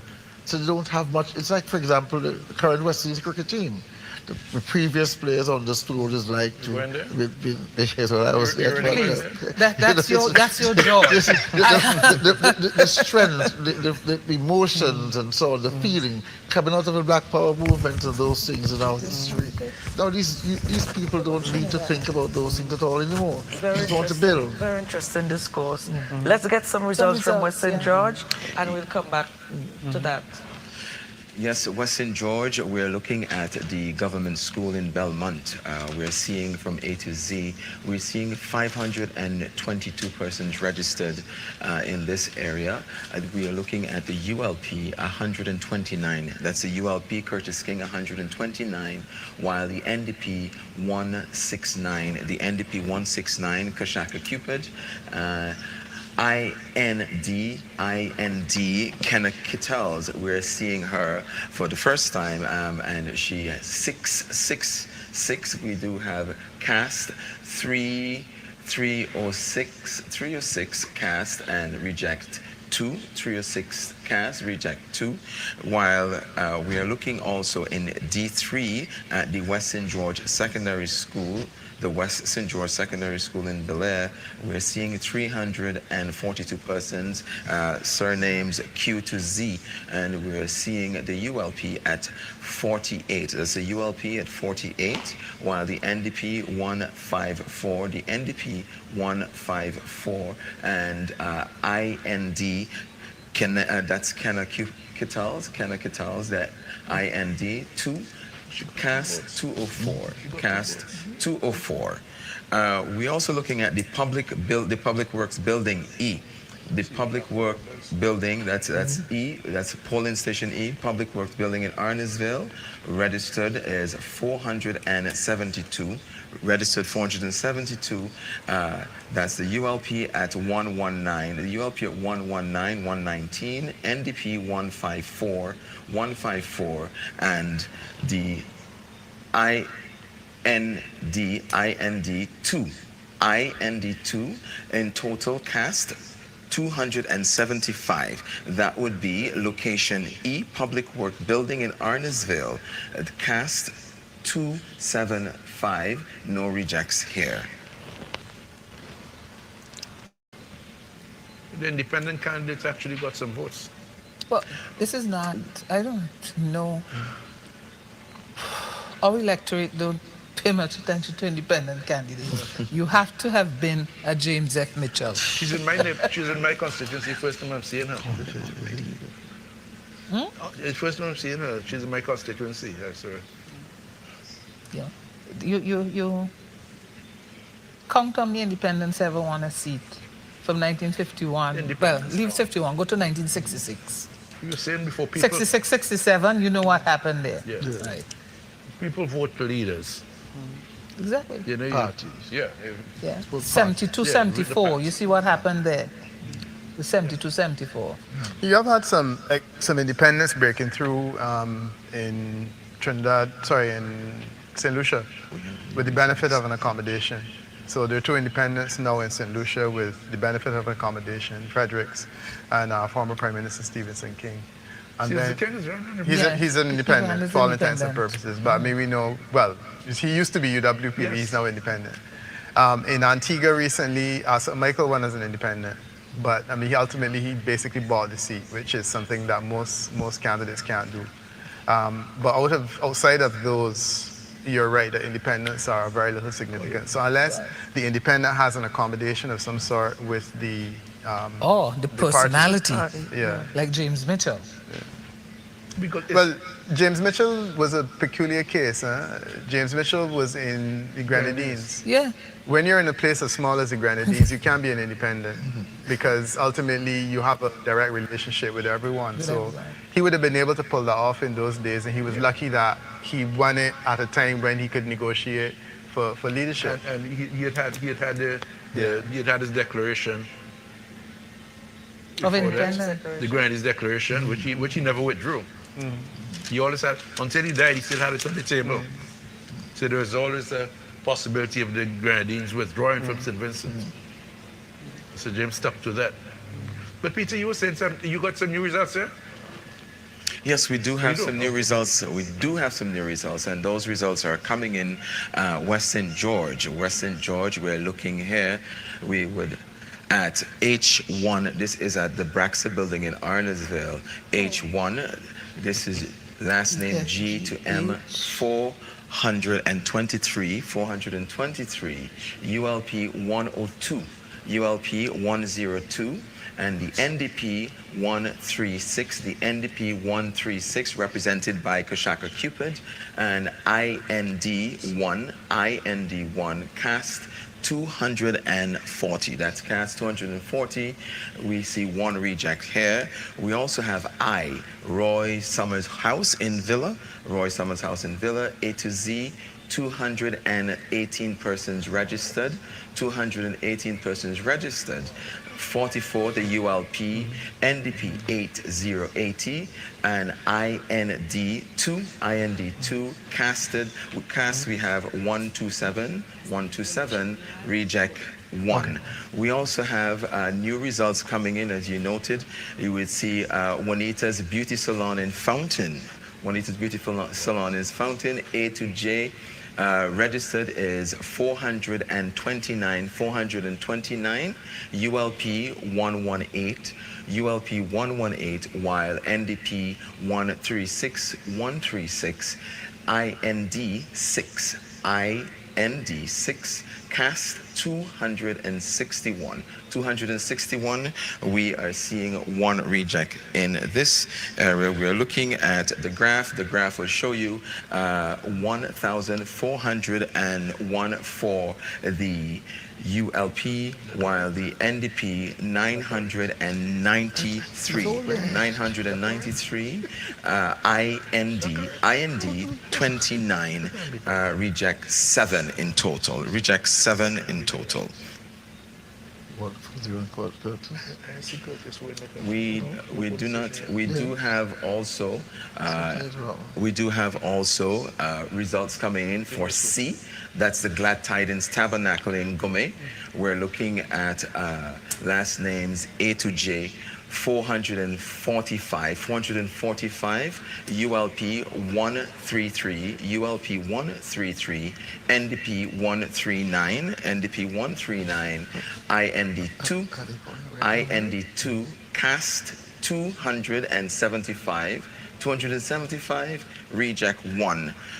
C1, which is in the same area of the location for polling this C1. This is just not too far from the tabernacle. This is at the Elite Gibson's residence. That's Elite Gibson, and that's Etty Gibson resident in Daphne. That's 311 persons registered here. 311 persons registered. We're seeing 87 for the ULP, 87 for the ULP, while the NDP at 102. 102 the NDP, IND 2, 193 cast and 2 reject. 193 cast, 2 reject. We are awaiting other results, and when they do come in, we'll be able to give more of that. Okay, thank you. So, Ms. Rose, that's correct. We have the correct total here. Look at that and see if that is correct, because I have. Oh, if the figures were called for wrong, I don't know. We have results coming in for South Central Windward. Okay, we do have results coming in for South Central Windward also. South Central Windward. We do have results. South Central Windward, and we are seeing at the health center. That's 240. We are noting 240, 65, ULP 93, NDP, cast 158, and this is South Central Windward. We also see in South Central Windward, location C, the Methodist Church in Newgrounds, 531, ULP 167, NDP 141, cast 309, reject we have 1. We are looking through, and we would see at the primary school in Greggs, H2. The primary school in Greggs, H2. N to Z, surnames N to Z, total registered 400, ULP 81, NDP 209, cast 291, cast 291, rejects 1. Looking at the graph, we will see NDP at 689, while the ULP 476, total rejects 2. That's all the results for now until they do come in again. Okay, thank you. And the beat goes on. And let me just speak to the folks in the diaspora, especially those in the U.S. who are celebrating Thanksgiving today. And there's some persons there who would have a lot to be thankful for. Some others who wouldn't be able to digest their turkey. But that is life. Isn't it? It is. And Teresa, you're missing the turkey this year. You're a turkey, you're a New Yorker. I'm not a turkey person. Did you notice that during the campaign, both parties were getting a remarkable turnout. There were very large turnouts at their rallies. Even at their meetings, the events were very well attended by the supporters. And as you said earlier on, it only shows how split down the middle we are in St. Vincent with our politics. But another thing is that being there for 24 years is not easy. It's not easy. But I still think that the ULP, notwithstanding that, seems to have been putting in a good showing. Because unlike 84 and 2001, when there was a wave of movement away from, for example, Labour to NDP and from NDP to ULP, we're not seeing that now. We're seeing some figures, 40 more, 20 more, but the performances are very similar. The differences are not that great. So you don't have this tsunami against the ULP. No, I'm not surprised. I'm not surprised at all. I'm not surprised. I mean, the ULP didn't come and they've been there. They've done some remarkable things. But like I said, people after a while say too long under that. You know, it's time for change, right? And I can give it, after people have gotten accustomed to a certain level of, I'm not talking way of life. Like, it's no big deal to tell students nowadays they're going to university. Because it's when I went to university, it was a few of us. Yeah. Nowadays, you have 3,000 scholarships. Yeah. You know, so it's like you're going from university. You know, even if you go into secondary school, you finish secondary school, then you're going to end up in a university. So, in fact, the Dr. Gonzalez reminds them all the time that, you know, you're going to university. So what? We are due this, you know. But you talk about the campaigns. Look, if I used to still hang out in the streets, and you give me some top artists from St. Vincent, for example, international artists from St. Vincent and around the region, performing free, who's stopping me? With transport put in? I mean, you can't get a better deal than that anyway. So if parties are gonna fool themselves that you rent a crowd, you can't go by crowds anymore. No, you'll be fooling yourself. But even the village. I remember that with Barris Hammond. Yes. And I said, you could get Barris Hammond, come here, you go to a Barris Hammond concert. Yeah. And what's his name there? Third World, when they opened the Bridget Radical. There's an expectation when the elections come around. You're going to get big artists and you go. And people go for it. And people are looking for the big artists. No, but even the village meetings, we speak about the rallies, but at the village meetings, I was impressed with the turnout, both sides, both ULP and NDP, the number of persons who turned out at the village meetings. I assess the performance of a candidate not by virtue of the turnout at the rallies, but by the turnout at the individual meetings. And I've seen that there's been an improvement in that. Vincent, I would argue, are the individual meetings really for just persons from the community? No, what I'm saying is that you may find... So it's not a true reflection of what is happening? No, because people follow their followers as well. For the most part, you find the people from the area. And the people from the areas have been coming out. Of course. I've seen it. People from the respective areas, whether it was an NDP meeting or ULP meeting, that's what I saw in the campaigns. And I was very impressed by that because I thought people wanted to hear the views of the party that they wish to support. So I'm not surprised that they're voting in the way that they're voting, even though their differences are not that great. I differ from you in terms of people going to meetings to hear the views, you know. The people who are going to hear the views of the politicians, get them from reading, get them from interacting with them in the radio programs. Not only that, there's a difference these days. Even the village meetings, as you say, people in the village, but you're streaming it. Yes. Yeah. Oh, yeah. And you don't need to go anymore. I followed the entire campaign from home. Yeah. Because I have a problem driving at night. I followed the entire campaign from home. And if I was reporting for a newspaper, I could have done it effectively from the comforts of my couch. All right. So what else you got for us on the board? Nothing? Let's go to North Leeward. We do have some results for North Leeward.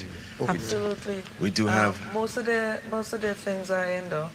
Yes, we Just- do Yes, have they're we all- do they're have in. here we do have North Leeward. At A, Learning Resource Center, this is at the Golden Grove. This is the Learning Resource Center. We do have A to Z, 352 persons registered, ULP 87. The ULP 87, that's for Carlos James, and NDP 175. 175 for Kishore Shallow, Dr. Kishore Shallow. Cast would be 263, one reject in this area. We're looking at the B1 Government School in Fitzhughes. This is at K to Z last names and 453 persons registered. We have 89 for the ULP, 89 for the ULP, 227 for the NDP. Cast would be 320, that's 320. Rejects 4. And for C, Methodist Church at Chateaubelair, we would see here 417 registered, 417 registered. ULP 131, ULP 131. NDP 156, cast 289, rejects 2. That's 289 cast, rejects 2. We are going down at D, and this is in the same similar area in Chateaubelair at the Methodist School, and we see 361 persons. That's surnames A to J, 361, ULP 9090, NDP 158, cast 249. That's 249, looking at rejects at 1. Rejects at 1. D1, similar. D1, similar area. This is at K to Z, 291 registered, 85 persons for the ULP would have cast 115 NDP, 115 NDP, total cast 200. Total cast 200, no rejects here, no rejects here. The P.T. Bedell Secondary School, this is in Polling Division E. We're looking at 400 persons here, but there's no results has come in for this. However, at E1 at the Technical Institute, at the P.T. Bedell Technical Institute, this is at North Leeward, we see 455, 96 for the ULP, while 227 for the NDP. 227 for the NDP, cast 3 to 3, cast 3 to 3, rejects are none. And the community center in Rosebank, this is F, Polling Division F, community center in Rosebank. We're looking at A to Z at 567, 258 the ULP, while the NDP at 150, 150. In total cast 408. That's 408, and we are going. This is persons who have voted. That's 408. Yes, we have Polling Division H. Polling Division H in Rose Hall. This is at the government school. A to R. 464 registered to vote. We see for the ULP 183, and the NDP at 108. That's 108. We have persons cast. Votes here is 292. That's 292. While we have one reject in this area, we seeing H1 in the same vicinity. This is S to Z. This is 354 registered, 159 for the ULP, while NDP at 98, and cast would be 258, one reject in this area. We are going to be continuing down, and I has not come in as yet. However, J at the Methodist School in Spring Village, the Methodist School in Spring Village, A to I, surnames and register is 447. 447. We're noting at 134 for the ULP, while the NDP at 184. Total cast would be 322 cast votes. That's 322. In total reject, we would see here 4. Total reject 4. 104. We're looking at the chart. We will see on the chart for Dr. Kishore Shallow, 1,598. That's 1,598, while the ULP for Carlos James at 1,312. 1,312, total rejects 14. That's total rejects 14. Teresa, back to you. Thank you, thank you. Looking at just about four or so constituencies, polling stations left in that particular constituency, certainly looks Kishore Shallow is going to take that home. Yes, that's very obvious.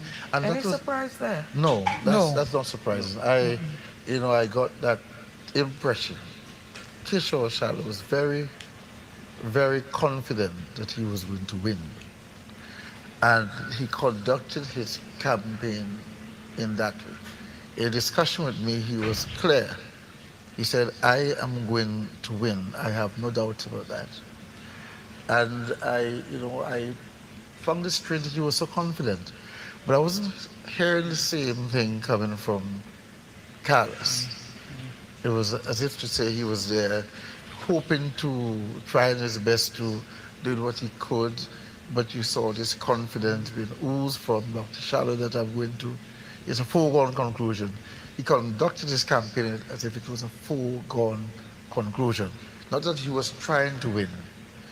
He was confident that he was going to win. Yeah, his body language always included that. And I thought it was, because it could have been good theater, which is not bad for politics. If you can project the image of confidence that you're going to win. But let's face it, Carlos had a mountain to climb.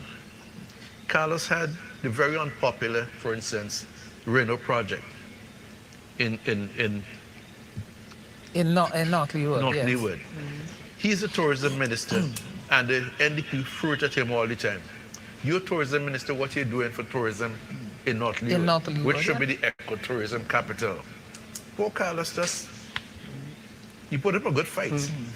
He put up a good fight. He held the traditional labor stronghold. Oh yeah, of course. That's it. But he wasn't able to persuade or to pull votes. Fitzhughes. In that. Fitzhughes, that would be a very great mountain to climb. Yes, but outside of Fitzhughes, he wasn't able to pull that support using his ministerial profile and getting so many firsts, etc. But it didn't translate in North Leeward. Again, but you see, North Leeward is a very strange seat. They don't care about national politics. No. That's a separate whole. They are in a different country by themselves. They vote who they wish to. And I've noticed that Patil Matthews actually gave to Dr. Shallow the Pettibone area, where Patil was from. And he just transferred it by his support for Dr. Shallow. And transferred it. He was there with him. So he didn't have a problem getting those votes that were passed from Patil Matthews. Bearing in mind that what was the margin in the last two elections? Yep. Which is the point I was waiting to get to, because I think that, what you guys said is important, but I think the most striking thing for me is the mountain that you have to climb is really not that high. It wasn't even an incline. Yeah. Coming out of the last election, this was the weakest seat for the ULP. So to me, it's pretty obvious that he's going to win, and he has. And what's interesting is that when I look at his numbers, his personal performance has exceeded what was necessary to win the seat. So he's already at a 5% swing. Yeah. If that type of performance is manifested nationally, every single seat except Dr. Gonzalez is in jeopardy. And I'm hearing rumors about, having saved several seats, but clearly, unless the national swing is unevenly distributed, which is entirely possible, this is a very, very disturbing, well, if you support the ULP outcome, there's a definitive movement in that direction, and it's reflected here. But congratulations to Dr. Swallow, but his seat was the easiest one to win. It's not that he was defending a 300 votes. As a matter of fact, Dr. Shallow had a way that he would dismissively refer to to Carlos James as 1E. Either 1E or 1Z. One Carlos. No, that one Carlos was a classic from Fritz Bramble in Parliament, where he referred to Carlos James as Juan Carlos, like the Spanish name, you know. But No. The one was the one vote. Yeah. So that's why Shallow and called. he used the Spanish name. Yes. Shallow just called him 1E. 1E, you know, 1E, and dismissively, like, you know, like, I don't have no fight with you, you know, 1E, you know. And he wasn't fighting Carlos. He just built his campaign very confidently. And I think that's what we see in the results. Carlos did well. Do we have more I mean, results? Carlos did surprisingly well to get 1,300 votes. Don't surprise me, he's working. To get 1,300 votes is a miracle in itself. Well, this is a walk through the park. Well, we got This is Northern complete? Grenadines again. This is complete at all the polling stations. We do Yes. have Northern Grenadines Yeah. B. Polling station B, we do have Northern Grenadines coming in, and we're looking at the learning result, the learning center at Port Elizabeth. This is an A to Z, 600 registered votes here, 604 registered votes here. The ULP at 54. The ULP at That's a 54, huge station. while we have NDP at 265. NDP at 265. Cast ballots here would be 3-1. That's cast. It would be 3-1. Rejects 2. Rejects 2. And we are looking at the full slew of the Northern Grenadines here. On our graph, we would note 1,853 for the NDP, which is Dr. Godwin Friday, Northern Grenadines Dr. Godwin Friday, 1,853, while we see Carlos Williams at 294. Total reject here, 11. Total reject here, 11. What was his last score? What was his last numbers? He lost his deposit. Yeah, he lost his deposit. What is his last numbers in 2020? Yeah, look. You mean Carlos Williams? Even Kill the you, camera. when these chairs give all your insurance money. What happened to the back? You just fell away. Yep, I ain't even look back on it. Yeah, I know it. Yeah. It's something that can be reattached.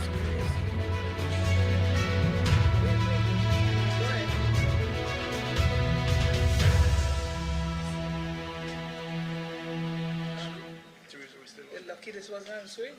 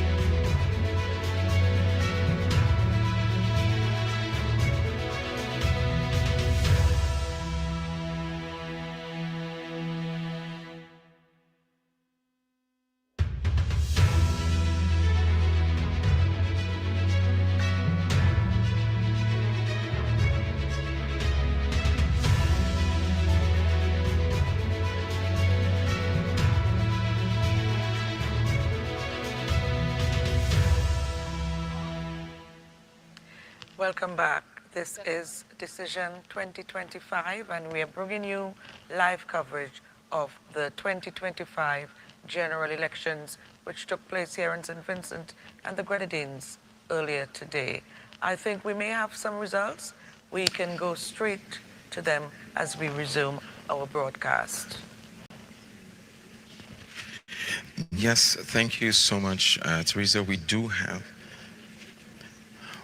have some results, but we do have North Windward. But before we go there, we're going to be looking at Southern Grenadines.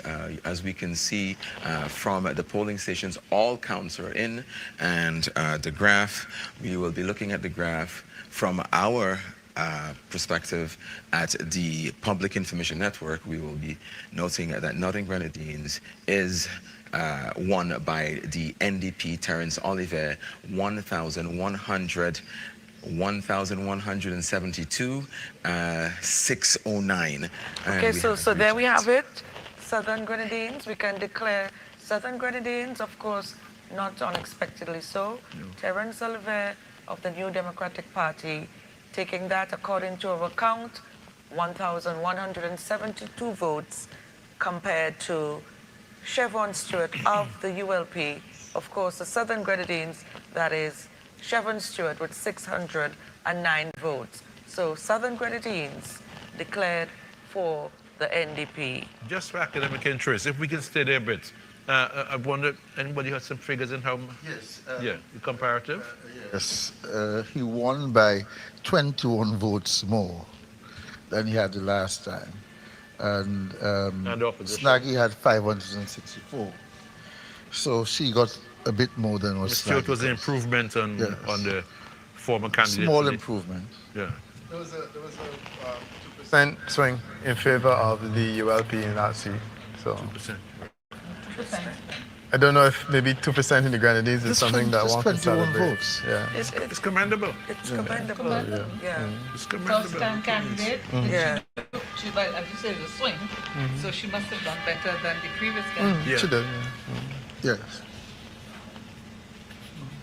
And where do we go from here? We'll be looking at North Windward H. North Windward. Yes, we'll be looking at North Windward H, and that would be at the Dixon Government School. Dixon Government School, we are seeing from A to Z registered 590 persons. 590. For the ULP, Grace Walters, 131, and NDP, 234. Cast ballots here is 371. Rejects in this, 6. Rejects 6. We will be looking at the chart for North Windward. We see Chevron John at 1,422, while Grace Walters at 883. The total reject 11 in North Windward. We have results also in South Central Windward. Sabota Caesar, Israel Bruce. This is in D1 Newgrounds Primary School. D1 Newgrounds Primary School. The last names K to Z. We're seeing registered votes for 387. Looking at the ULP, we see 132, while the NDP at 114. Total cast ballots here, 246. We have no rejects. That would be at the primary school D1 at the Newgrounds Primary School. Total cast 246. Total registered 387. We also have Northern Grenadines E, and this Northern Grenadines E, we see Friendship Bay Villa, and this is in Friendship at A to I, which is last name A to I, 505, ULP 48, while the NDP at 264. 264 cast here, cast ballots at 315, 315, rejects 3, rejects 3. We also see at the Anglican Primary School in A, we would note here B, it's Anglican, the Learning Center, Port Elizabeth B, 604, 604, the ULP 54, while the NDP at 265, cast 321, reject, we see 2. Reject, we see 2. We are checking the score, the entirety here. We are still awaiting. We just got Anglican Primary School, Okay. Port Elizabeth. Yes, Port Elizabeth Anglican Primary School. We see 689 registered to vote here at A to Z.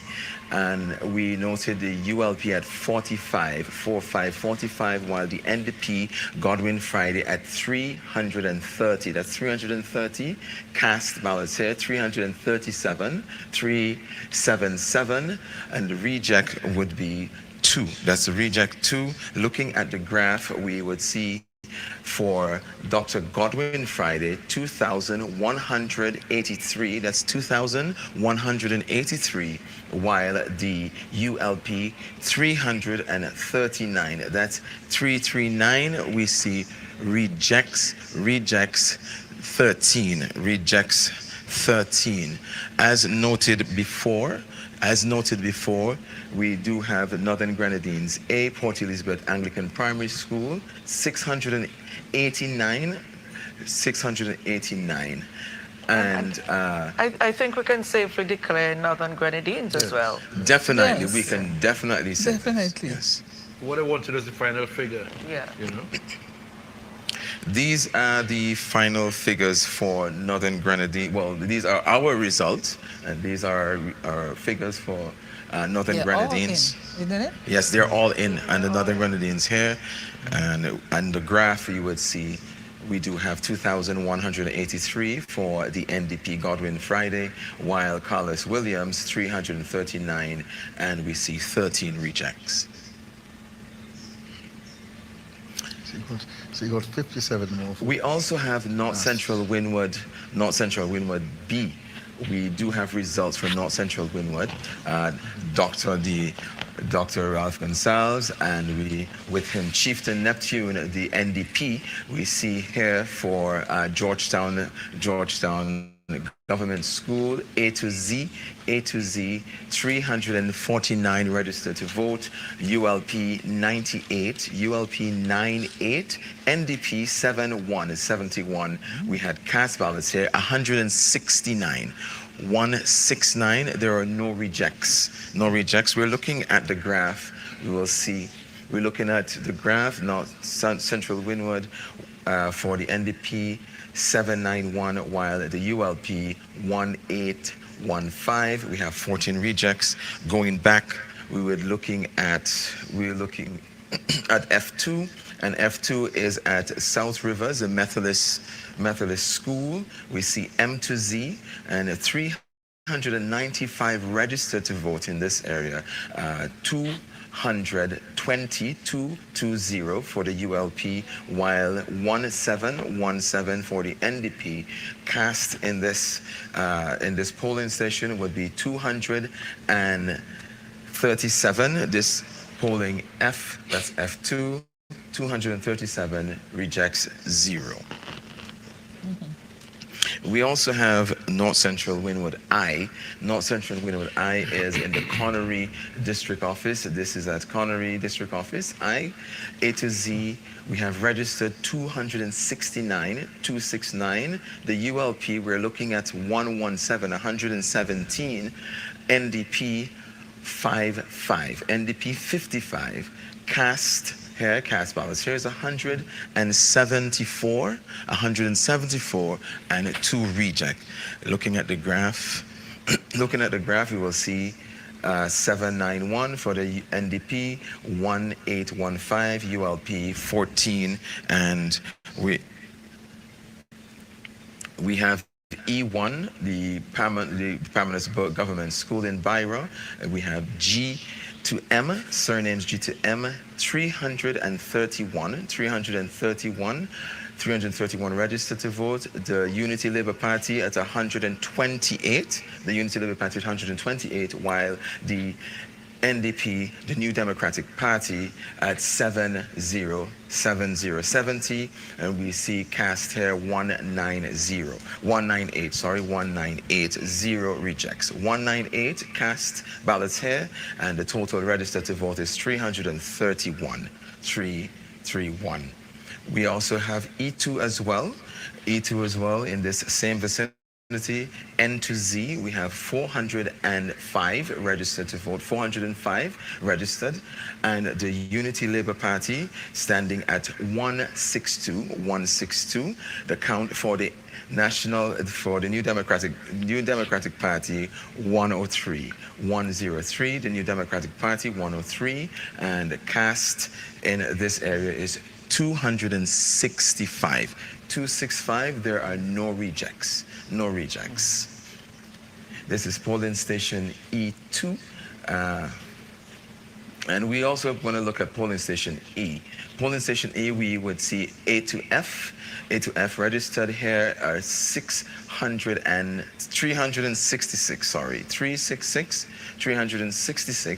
The ULP, 163. That's 163, while the New Democratic Party stands at 65 votes. We also see cast 230. That's 230. Reject 2. Looking at polling station A at the Georgetown Secondary School, polling station A, we see 479 registered. The Unity Labour Party is at 110. That's 110. The Unity Labour Party, while the New Democratic Party is 146. That's 146. Cast would be 260. That's 260. Rejects 4. Looking further down, we will see D1. Further down, D1. This is at Chester Cottage at the Community Center. K to Z, we have 433. Unity Labour Party, 186. The NDP at 100. The New Democratic Party, 100. Cast, 289, and 3 reject.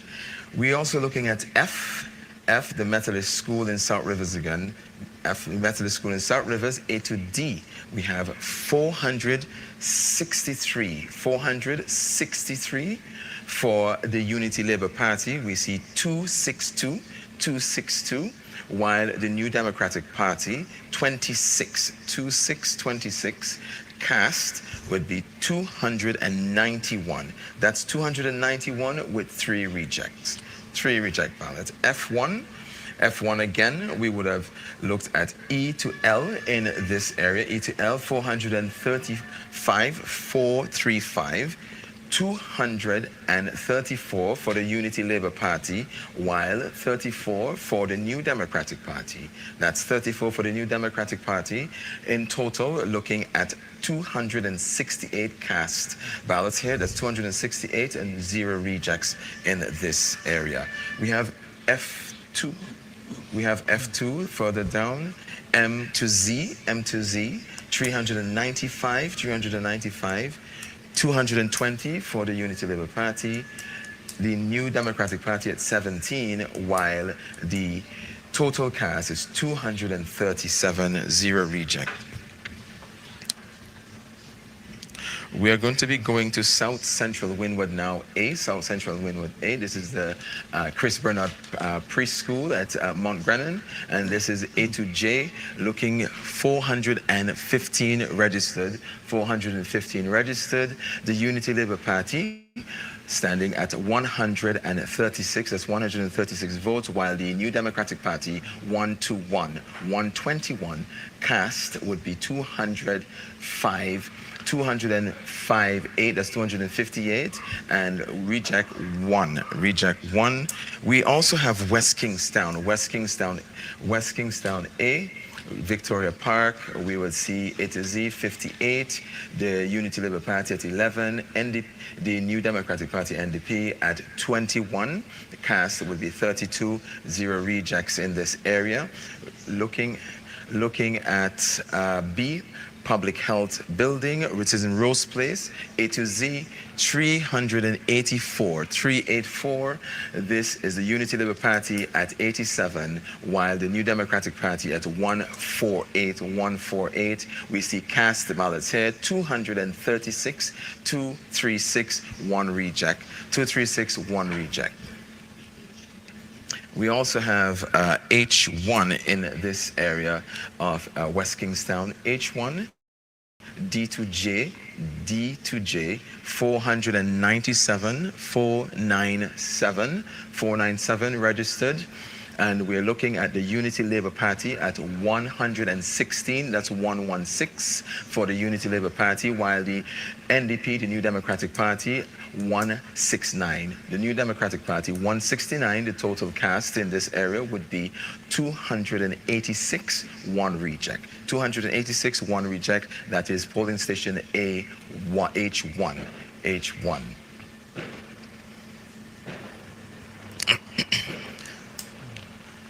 We would be going to West Kingstown F. We're looking at the Windsor Primary School, the Windsor Primary School in New Montrose, and we are seeing A to I, that's A to I, 339, that's 339 registered, and we're looking at the Unity Labour Party at 76, that's 76, the Unity Labour Party, while the New Democratic Party we're seeing at 119 votes, it's 119 votes, cast in total will be 196, that's 196, reject 1 in this area. We are going straight into East St. George D. East St. George D, which is at the Sugar Mill Inn Academy, that is at Rathermill, and we are looking at A to J, we are looking at 489 persons. These results are not in as yet. However, just below this, we would see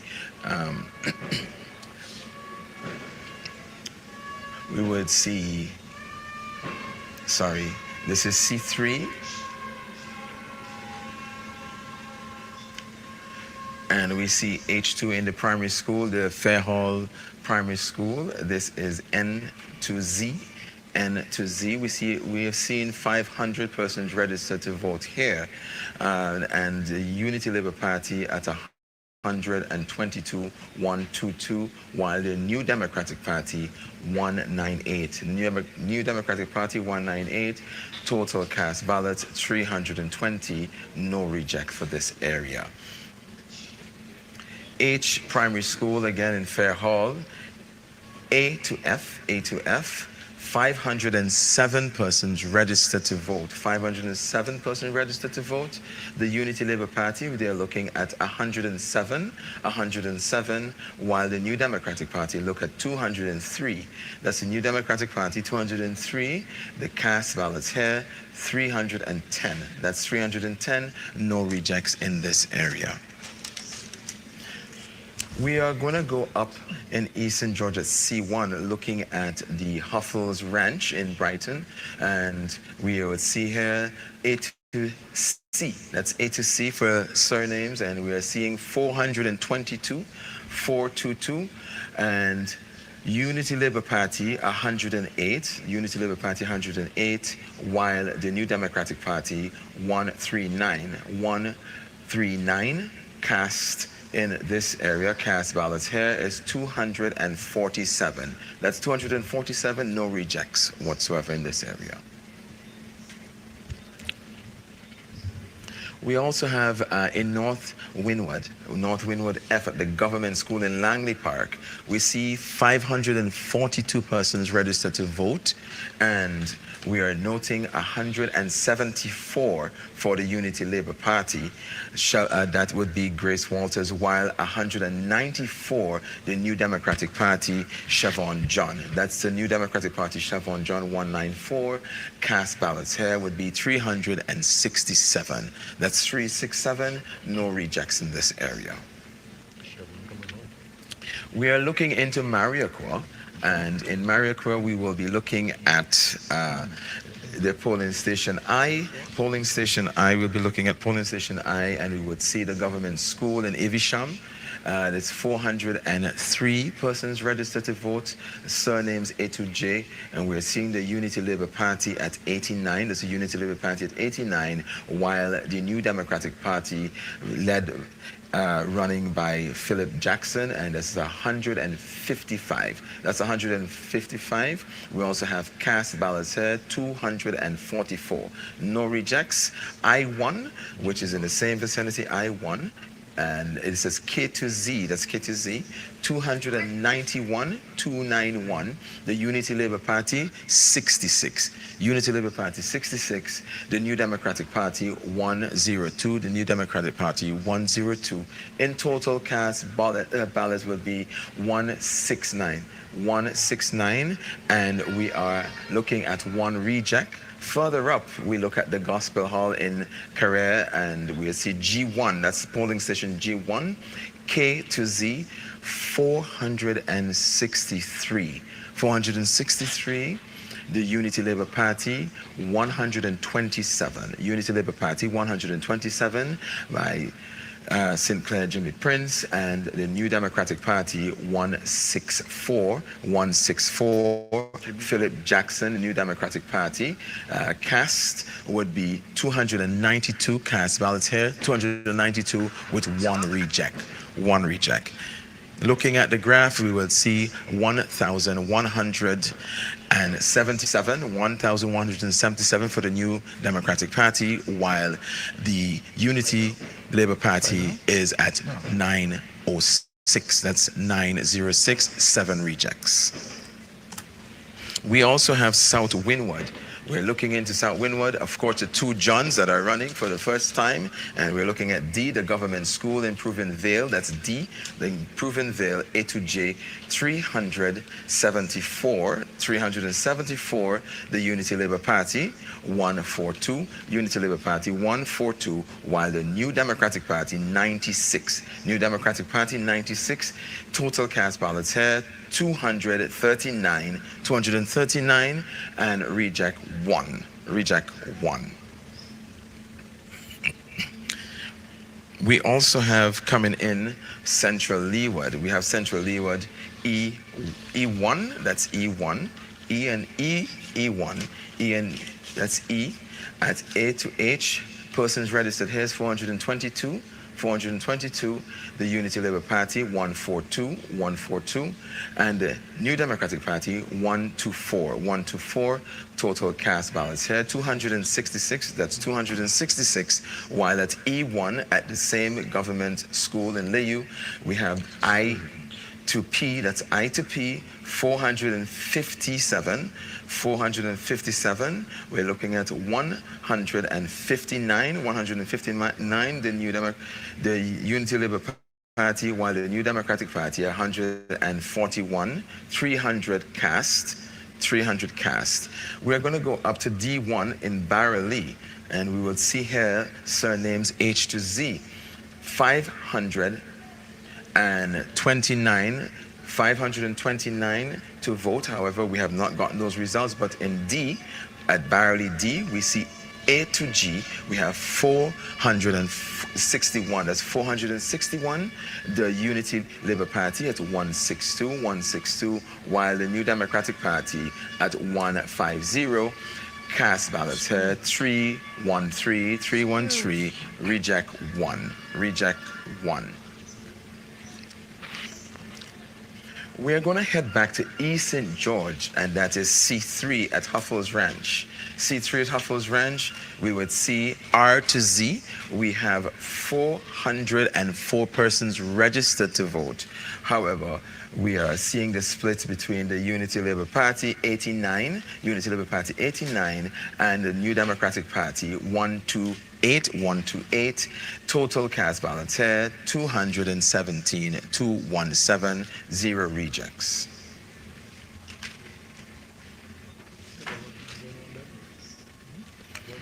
We are going to go over to Western Georgia. We're continuing where we have Kashaka Cupid, the NDP, Curtis King, the ULP, as well as IND for Kenna Kittels, and we have D1, the government primary school in Bel Air. We have D2J. D2J, we have 471 registered to vote, 89 for the Unity Labour Party, 89 for the Unity Labour Party. The New Democratic Party, we're seeing 198. That's 198 New Democratic Party. IND 5, 295 cast ballots, 3 rejects. We're also looking at B1 in the Gome Methodist School in Daphne. K to Z. That's K to Z. We're seeing 336 registered, and the Unity Labour Party we see at 56. New Democratic Party 139. The New Democratic Party 139. We also have IND 1. Total cast ballots here 196. We have D1 again. We would see the primary school D1.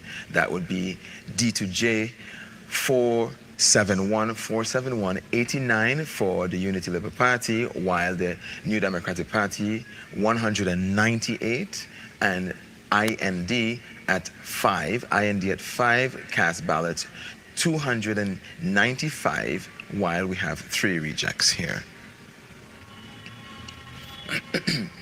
Sorry, we also have the Public Works in E. If we look closely, we'll see in Arnesville, the Public Works, A to E, 472 registered to vote. We have 119 for the Unity Labour Party, 154 for the New Democratic Party, 2 for IND. Cast ballots is 275. That's 275, 0 rejects. We're going around to H, and H is at the Braxa building in Arnesville. At A to F, surnames A to F, we see registered 482. The Unity Labour Party 109. The New Democratic Party 165. New Democratic Party. IND 2. Cast ballots is 276, 0 rejects. We also gonna go back over to B at the Gome and Daphne. This is the Daphne Gome Methodist School. A to J, 523 persons registered to vote here. The Unity Labour Party at 88, Unity Labour Party at 88. The New Democratic Party 242. The IND Party, IND 2. Cast ballots 334, rejects 2. Excuse me. We're looking at H again. Here we would see H is the Braxa building. We would have been going through these at A to F, 482 registered to vote, 482, and we see here 109 for the Unity Labour Party, while we are looking at 165 for the New Democratic Party. IND 2, cast ballots is 276. We still have outstanding H2 for this area, so we'll be waiting.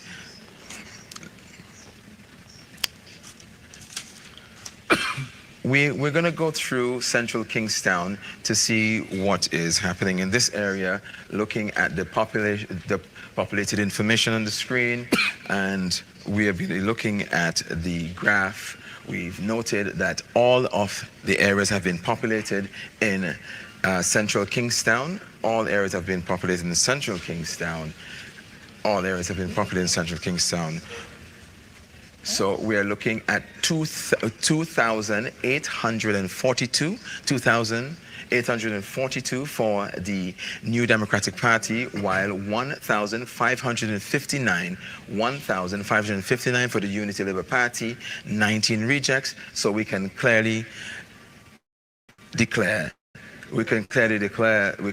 Central Kingstown New Democratic. The incumbent Sinclair Leacock. Just for academic purposes, how much did the ULP candidate get last election? I can give you the swing and stuff please. now if you want.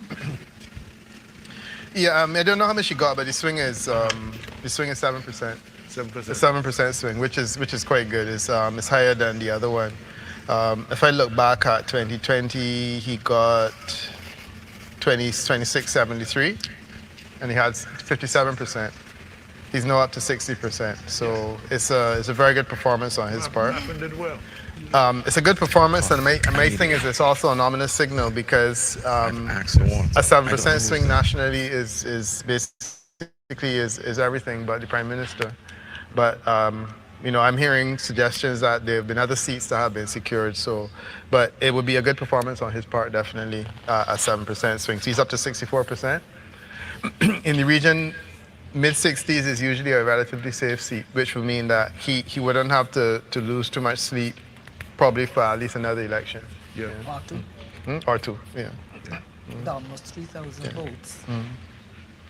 Interesting, because the NDP controls the whole Kingston corridor. Whole Kingston corridor. And if I may just say, I don't get the impression that the ULP has tried, has seriously tried to wrest the Kingston seats from the NDP. Not since your time, Renee. And Sinclair Leacock has increased the number of votes. Yes, he has. And I think the ULP has reduced the number of votes from 1965. 1965 in 2020. 59 years. And Sinclair went from 2,642 to over 200 votes. 840, so almost 200 votes. Well, he's a very aggressive, formidable candidate. Very aggressive person. Once there's a direction, once there's a movement to NDP, it will always benefit him. Yeah, Because he's very progressive. And he doesn't give up being where he is at all. Yeah. He's relentless. I mean, he's never. Since he ran in 2005 and lost. Yeah. And 2010, 2015, 2020, each time, and he is never absent. But he's grounded with his constituents. Oh, yes. Like I say, he's never absent. And I've always said, never mind you hear all this mouth, he has a heart. Just today I told someone that speaks about a number of things. He sounds like a bull in a china shop, but he has a heart. And that's if you know him closely enough. And see that close emotionally attached to his constituents. So I'm not surprised that he's increased the number of votes at all. This is what I expected from him. I think his people relate to him. Yes, they do. relate to him. They feel that is him. the temperature They feel him, in that constituency. So the persons who may criticize him outside for saying the odd wild thing, for being over aggressive, but his people in his constituency understand where he's coming from. There's a funeral, he's there. Always. There's an activity, he's there. You always see him when he's needed. That's what he has over many of the politicians that we have here. He's always there to give succor and comfort, not only to his own constituents, but he goes across the board to other members of the party, candidates, and support them. He's always a very supportive person that way. I'm not surprised at all that he's actually increased the number of votes in Manny's. No, like I said, he's always there. He's never absent. He's a candidate's candidate. Yes. Yes.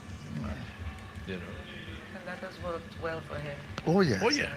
It's difficult to beat Sinclair Leacock at any time, whether there's a swing towards ULP or not, he is very, very grounded in that constituency. You know, he has had his challenges. Even the party itself doesn't make a difference. He's always someone who's close to his people. And he's always someone who's close to his fellow candidates. And that's what he's very good at. You know, if he has to reach a North Leeward to attend a function or a funeral in support of his candidate, he will be there. He'll be there. You know, that is the Sinclair Leacock that I know. And that comes from the discipline from grammar school cadets.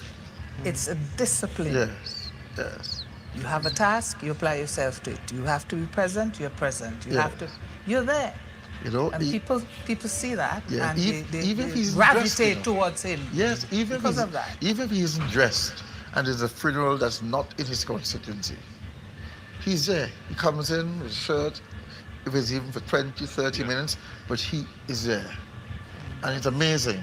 Let's talk about the whole question of leadership and continuation. How old is Sinclair Leacock right now? He's in his 70s, I think.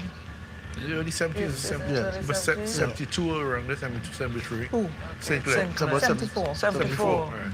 Okay. So how many more elections do you think he would want to face? Well, he'll face another one. Comrade face one when he was 79. Yes. So as I suppose that. So I was kind of surprised how the conversation came up because I don't think that age is we don't think that we can talk age. Age is not an issue. He's very fit and very agile and a very good debater. So I suppose that now that he's had a chance to get into office, he was always concerned about getting into government. Always. Yes. I don't think that he is going to remove himself. In one term? No. Certainly not. He's going to run again, and I can see him running 2 terms. I can see him running next election, and the following one after that. If God gives him good health. He has the ground on which to do it. But he's been looking forward to getting into office so long that on one of his speeches he actually said that he wants to be sworn in the very next day. Yes. Well, you are in fact sworn in the next day, I think. No. The Prime Minister. The Prime Minister is sworn in. And the Attorney General. And the Attorney General, yeah. He said he wanted to be sworn in the very next day. He has some things he wants to do. No, he's very bold about what he wants. He wants for himself and the party. And bold and extremely supportive. You see, he has national support because he's always there. He's always there. And no matter what challenges come his way, he's always been able to overcome them. I didn't think you talked about his national support. I mean, I went to my cousin's funeral, Alan Cruikshank, right? And I saw, of course, it's a big NDP funeral, you know, and Dr. Friday went to speak and people applauded. But when they announced the major, it was something else. Yes. He's a very good debater as well. He's an excellent debater. Well, he prepares. Yes. He prepares. Debater, yes. So he has some views about the private sector that may not be applicable in an environment like this, but then again, he's not an intransigent person.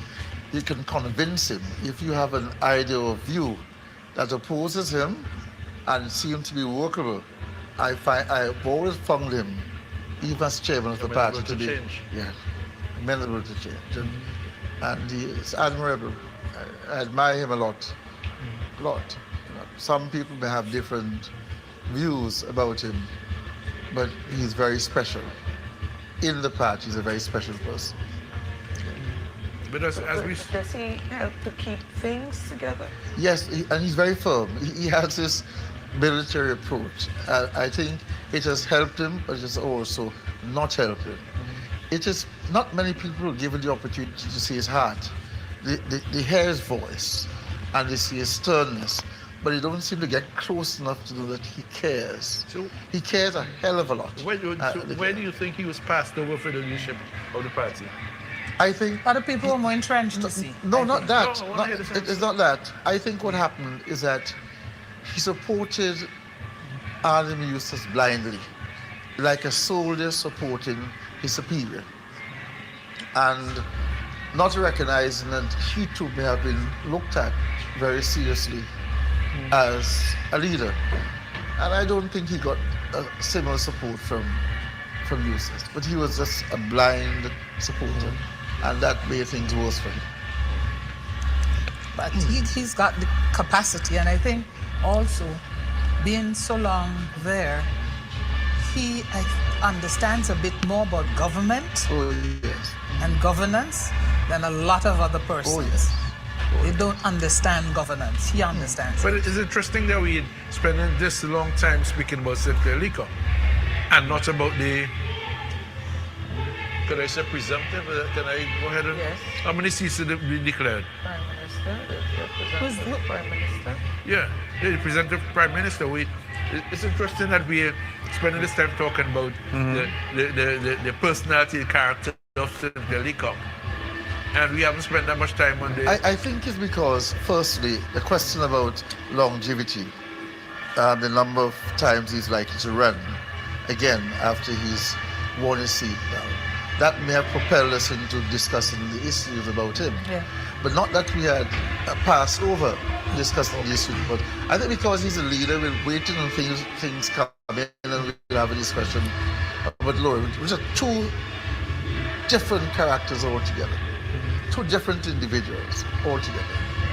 They're miles apart. They have different approaches. Okay, sorry, you're looking at leadership. Can I posit that Dr. Friday comes over very much like the anti-Ralph? Very different kind of leader. He's different. Very, very different kind of leader. They've had a different history. He's different. They've had a different history. And he came in when the NDP was going down. Yeah? Remember that cusp of 98 to 2001? Yes. And he came in and won his seat. And so he was looking at somebody else as leader, and he had to emerge as the leader after Eustace left. And when you have a sure seat, about half the hurdle is over. But he had to wait. Remember, Eustace was Mr. Eustace was the Prime Minister. Yeah. So he was leader of the opposition, and then he had to wait for him to be out of the way, to emerge as leader. Remember, it was after that he emerged as leader. But as we're talking here, I'm hearing a lot of music outside. Celebrations, that's what happens. Do we have a camera on the outside? What's Stilly Fraser used to say, come to a potted club and mourn with the mourners. Mourn and cry with the mourners and celebrate with the winners. What kind of leader do you think Dr. Friday would emerge as? He is a type of individual who listens and is prepared to compromise if necessary. He is not one who is a person who's bombastic or one who will sort of get at an individual for something that person may have done, but more someone who is likely to be congenial and collective in the manner in which he approaches things. He is relatively quiet. He's speaking far more now than he used to when I was there as chairman. Understanding because he's a leader. It is the others, whether or not they are prepared to accept that type of leadership. I remember saying that he may have challenges actually controlling some of his persons. And some people said I said he was weak. Not that he was weak, but no matter how strong you are, you're going to have challenges dealing with people. And sometimes they're not people who are close to like the candidates, but people on the fringe of the party. Don't forget, this has been a party that's been in opposition for 24 years. People have expectations, and he has to deal with those. Managing the expectations. It's not easy to do that, you know, especially if you come in as a very strong, won a number of seats and a very strong party politically. And there are people who've been there working on behalf of the party. I remember very well when we couldn't get a quorum to have a central committee meeting. And I remember the previous leader saying, success has many fathers. Failure is an offer. I heard that expression in 2009 when the referendum failed. Yes, and he was quietly, not saying much, coming to the meetings, but he was always there. And I believe that the respect that he is able to garner from those around him will help him to be able to pull things together. You know, it's not going to be easy. I'm quite sure he has a good team to help him in the succession to office. A good team to help him, because he knows, should we win, what people will be expecting from him. Well, people... And there are a lot of expectations. Yes. Well, there were a lot of promises. Big promises. Were made, so. Well, they're big promises, and I can speak from my limited experience. They are big promises, but there's something called the reality when you sit in that chair as Prime Minister. They are going to be realities that stun you. The honeymoon is not going to be very long. And how you're going to manage those realities. One, your political colleagues, your party colleagues, what will be their expectations? And then you have, outside of St. Vincent, those expectations as well. They don't just disappear because Ralph Gonsalves has gone from the scene. There are going to be certain expectations. Let's talking about Ralph Gonsalves. I mean, he's been an amazing... Well, he's been an amazing politician. From the he hit on the scene. People knew him in the university days. Those of our generation. But he hit in 1979 when the UPN, as the new boys on the block, youthful and upful is the word, and they got wiped out in their first outing. It was similar to this. It was 10-1 was murder. Remember, the Labour Party won, and it was 10-1. And they all left and went and studied and so on and came back for 1984. And in 1984, as I told people, I was there in 1984, and I saw repeat performance. When you had the Young Turks, you remember Scott? And Stanley John, Stanley Starkey John, myself and others. We were the Young Turks talking about things that are going to happen. And this is the life of politics. People are not, especially people in leadership, they're not given to want to, oh, you young people, what you? Ben Hill, good. But I was having a conversation with a few persons who are directly involved in Europe, and I said, this reminds me of 2001 when I was entering politics. Just the mood when everyone seemed to have moved away from the party. Yes. Civil servants were moving. Everyone. Police were moving. And I was there, been literally perhaps forced to have got myself involved at the time. But I saw, I had the same feeling, and I said, I don't like the feeling that I have. The feeling is not one which is positive to the European. It was an uneasy calm. Yes, but very. I want to bring something to the table that we haven't mentioned here for the evening. Something we have not mentioned for the evening. Yes. The factor COVID mandates. Well, I don't think that is a thing. I don't think that, to be quite frank with you, there have been more positive things happening in St. Vincent that will have a positive impact and overwhelm the COVID issue. But do you not think, hold on, but Scott, do you not think that a lot of persons were angered by the persons who were sent home? And they were not in numbers that would come on the street because people are not doing that anymore. I know Peter had something to do. we talked about this before, and I said that I don't think it makes one iota of difference. Let me tell you why it didn't make any difference. You know why? I don't think so. You know why I don't think it makes a difference? No, it didn't make any Look, difference. people in St. Vincent who did not want to take the vaccine because they had a health issue were excused. People who didn't take it because they had a religious issue were excused. Yeah. The ones that were given trouble were people who did not take it because they just didn't want to. Yeah. The vast majority of those people were NDP supporters. So my thing is, you Yes. struggle to find a Labour Party supporter that was defiantly saying, I'm not taking the vaccine. So those people who would have suffered are ultimately people who would not have voted for the ULP Yeah, anyhow.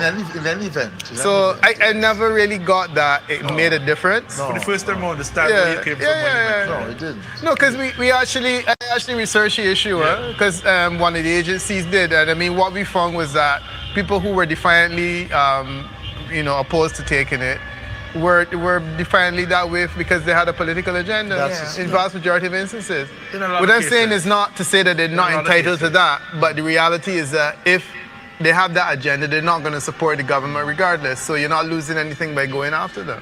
But you know? let me just jump in something. Do we see the Prime Minister, the former Prime Minister, can I say that at this point? Have we declared yet? But that's the other Well, question we're I just wanted to waiting ask. on Is the there likely finals. to be a concession speech tonight? Yeah. Yeah, and I would think so. Because Camilo Gonzalez has a concession speech online. Oh, he did. Okay. Oh yeah, which on Facebook, which is garnering some pretty positive comments from persons who are not necessarily his greatest supporters. You know, that's very interesting. Okay. But do we see a Dr. Gonzalez in opposition holding on for another 5 years? I don't think so. See, this is the problem. I mean, if he won, he was talking about going, but then you don't know. If he doesn't win, how do you manage an exit in a situation Right, where yes. it doesn't look as though it's sour grapes and you don't want to sit in opposition? The other question is who's going to be there with him? Because the point at which he goes, he has to hand over leadership to someone, and the question is who's there with him. So I'm anxious to know whether if he goes into Parliament with someone else, because I think at this stage it's still up in the air as to whether he will or not. Will he let that other person lead the opposition, or will he lead the opposition and then go to a leadership contest and whatnot? I have my own ideas on what should happen, but ultimately he will Let's hear determine. No, because I think at this stage, I think it's pretty clear. You win with a group, you stand alone in loss. He has to take this one on the chest. And my thing would be to make a concession by not essentially walking away from the party before. You can't walk away from the seat because you've been elected, but walk away from the party in the sense of saying to the party, look, I'm giving you the opportunity to determine your future without me. I think he is the kind of person who would walk away from the party at this stage. Not walk away from the party. I didn't say walk away. I'm just saying not walk away, but I'm saying you give the party the opportunity to identify a new leader, and when you do it, that's when I say walk away. That's what I mean. Like he does now have an opportunity, but did Saboto Caesar win his seat? Do we have a final I was result waiting for to hear. Saboto? We are not aware of the results that... We're waiting the results. And Central Leeward, what's happening in Central Leeward? We got some results here. No, that's where we left What's off. happening in Central Leeward? Yeah, We're, but that's we're just updating. The information will be coming in shortly, so we're just updating. We're just awaiting for we should wait and not speculate. Yes. Await, not speculate. All right, so we can go ahead and look at the results here as Central Leeward H. We can look at Central Leeward H now. That's at the secondary school in Bookament Bay. That's A to Z, and we see registered here 577. That's 577. The Unity Labour Party, we have 180. That's 180. That's 180, and the New Democratic Party, 174. That's the New Democratic Party, 174. Conroy Huggins, representing the New Democratic Party, cast 358. That's 358. Rejects, we have 4. Rejects, we have 4. Is that correct? What you said? The total votes is 373. The cast is 3. The cast here at H, polling station H, secondary school at Bookament. We have 358. 358. And reject, we have 4. New Democratic Party, we are noting 174. 174. The Unity Labour Party, we have 180. Total persons registered here, we are seeing 577. 577. We go to C. That is at the Society Hall in Barley. We see we're looking at A to Z. A to Z, last name's A to Z. 432. That's 432 registered. Unity Labour Party 120. The New Democratic Party 161. And in total cast, we are seeing 286. That's 286 rejects. We are seeing 5 at this time. 5. If we look at, we're looking at the police station B. That's at the police station. That's at the Dome at Barley. We would see the surnames A to G. We are seeing registered here 335. That's 335. Unity Labour Party 115. Unity Labour Party 115. And the New Democratic Party 108. Cast, we are noting 223. No, there are no rejects here. We're looking at the graph here at Central Leeward, and we are seeing 2,240. That's 2,240 for the NDP, the New Democratic Party, while the Unity Labour Party 2,221 rejects. So are we 20. still awaiting results in this constituency? Currently, we still have one, Church. which is at I, which is at the Pentecostal Church in Curtains. We still have this outstanding. Wow. We're looking at D1.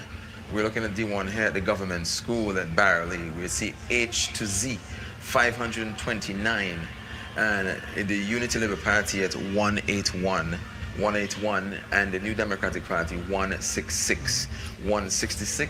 Cast ballots here is 347, 0 rejects. So the graph will show you. Again. We have 20 that are rejects. We have 2,240 for the the New Democratic Party, and the Unity Labour Party 2,221. There's one more station to come.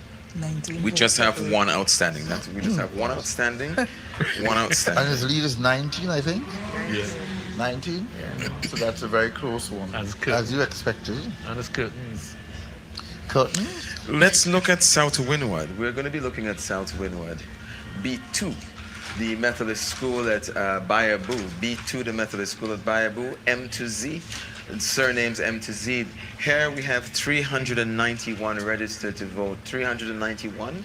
We see the Unity Labour Party, 154.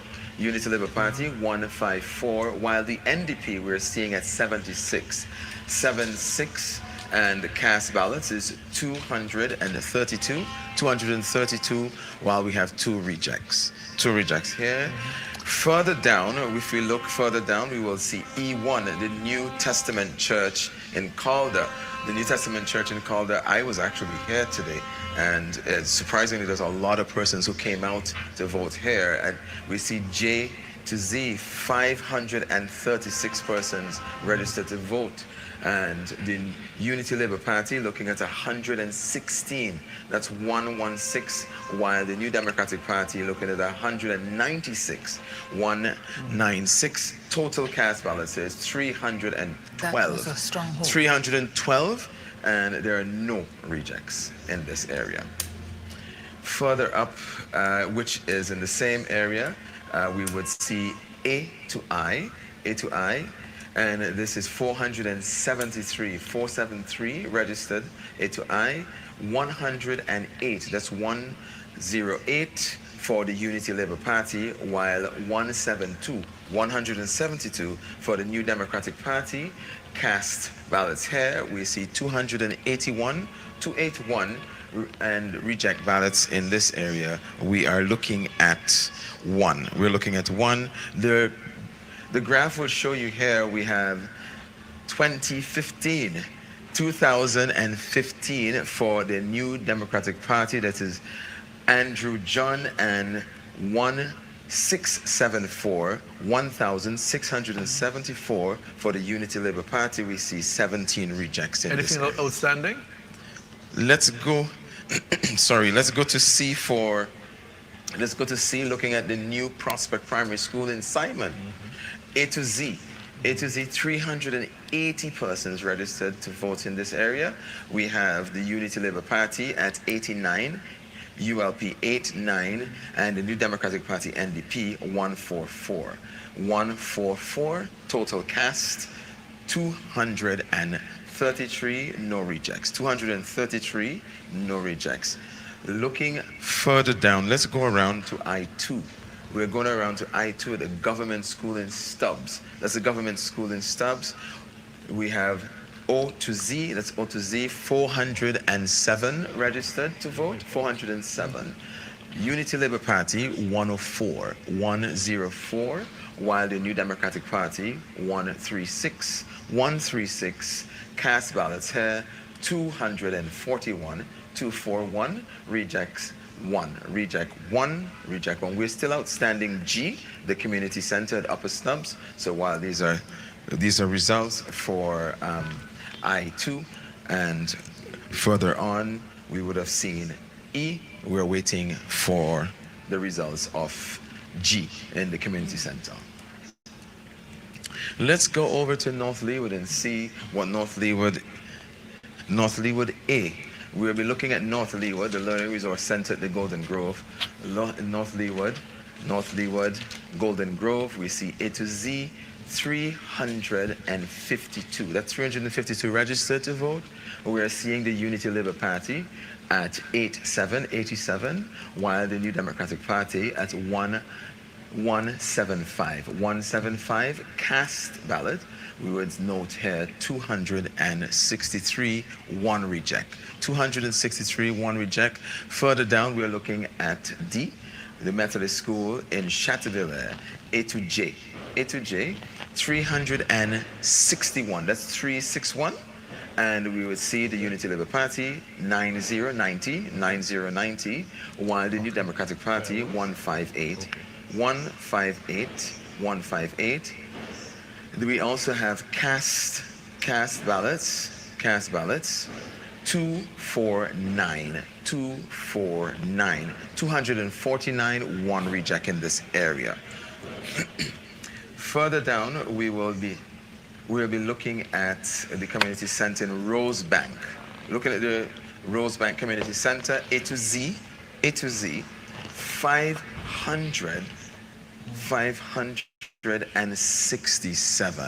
567, 567.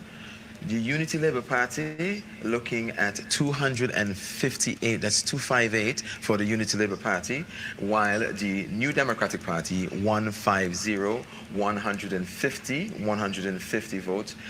Cast ballots is 408, 408.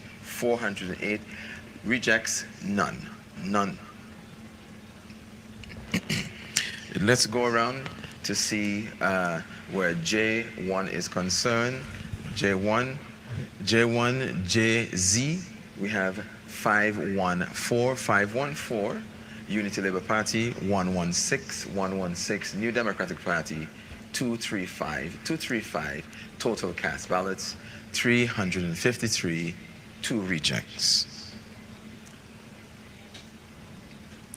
We are looking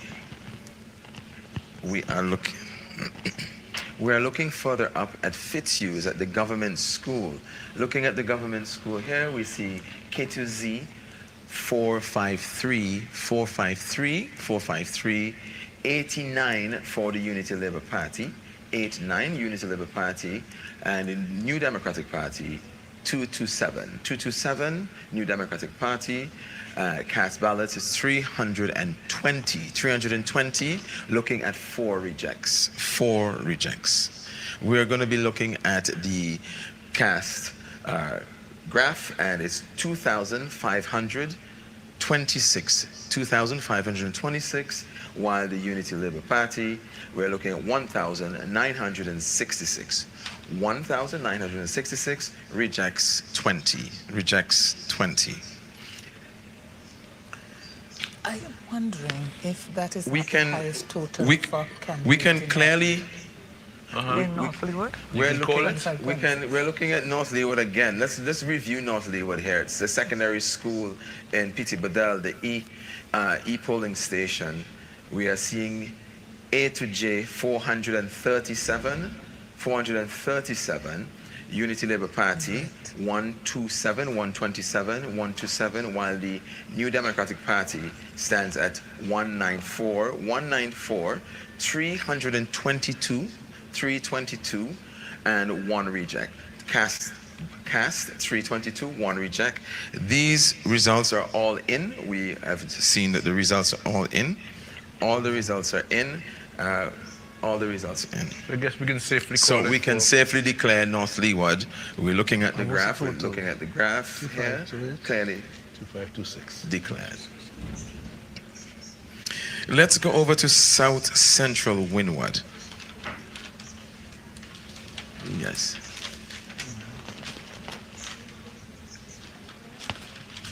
Okay, so North Leeward, we can declare North Leeward for Dr. Kishore Shallow of the New Democratic Party. And can we just have a look at the totals again?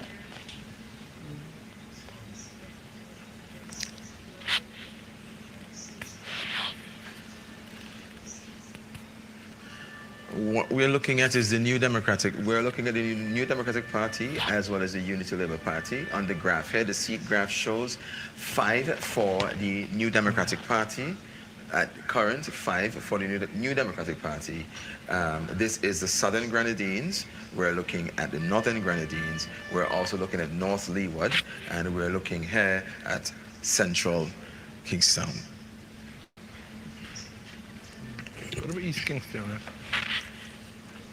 We'll be looking at East Kingstown in a bit while we update the chat.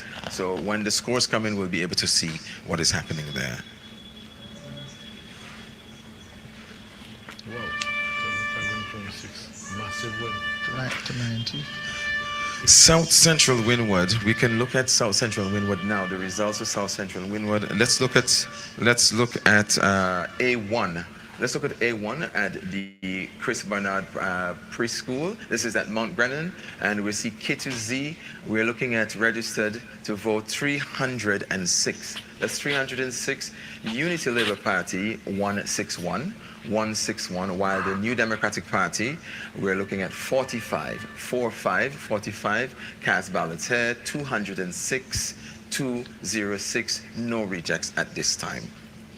And further down, we're looking at D, the primary school at Newgrounds.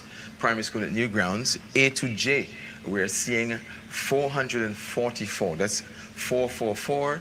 And the Unity Labour Party, we're looking at 1-1. That's Unity Labour Party, 1-1, while the New Democratic Party, 154.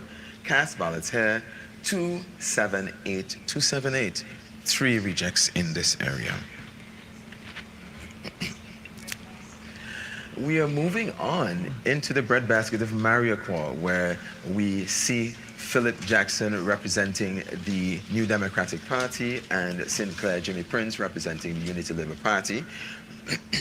We're looking at polling station B in Richton Park, the government school. We're seeing A to J, registered votes here, it's 459.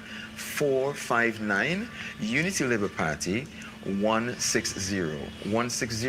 The New Democratic Party, 153. Cast ballots, 314. 314, while 1 reject. 314, 1 reject. We want to go looking at B1 in the same government school area, Richmond Park. We're seeing here K2Z, 430, 130 for the Unity Labour Party, while the New Democratic Party we see at 127, and the cast ballots is at 259. That's 259, 2 rejects in this area. Further down, let's look at polling station E at the Bunpan building, which is in Freeland. And we are seeing here 588 registered And cast ballots, we are looking at 369. We note that the Unity Labour Party, 179, while the New Democratic Party, 190. No rejects. Further up, if we can look further up at C, here C1, the Early Childhood Development Center at Richton Park, we would see I2O, that's I2O, we see 309 registered here. The Unity Labour Party, we're seeing 97, while the New Democratic Party, we're looking at 98. Cast ballots here is 196. We see one reject. And below C2, the same area, P to Z, we are seeing 394 registered.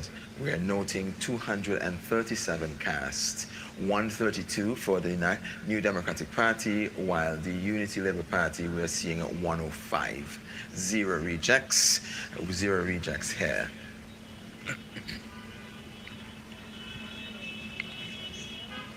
We are going to be moving right into West Kingstown to see what is happening there,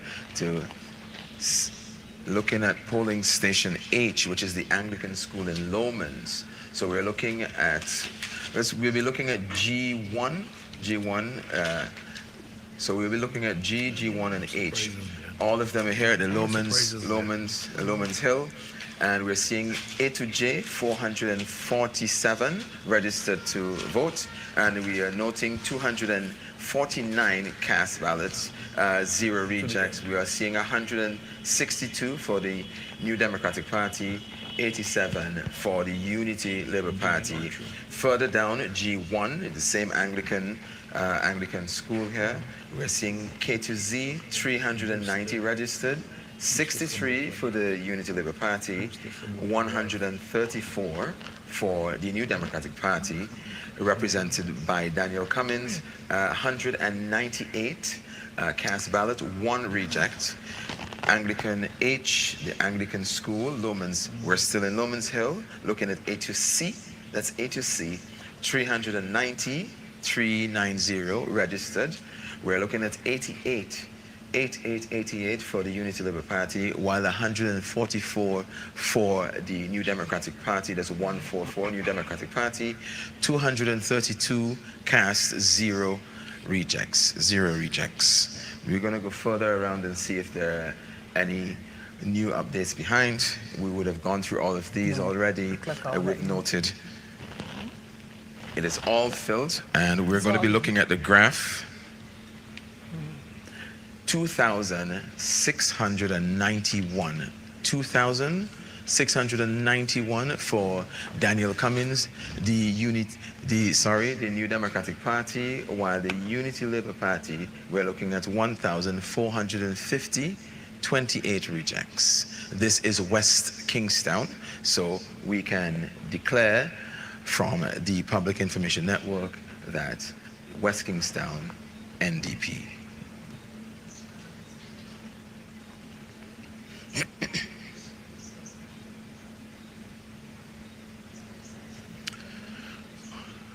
We can go back to South Central Windward, and we can look here, Sabota Caesar, the Unity Labour Party, Israel Bruce, New Democratic Party. We're looking at polling station A, the Christopher Bernard Preschool, Mount Grennan, and we would see A to J.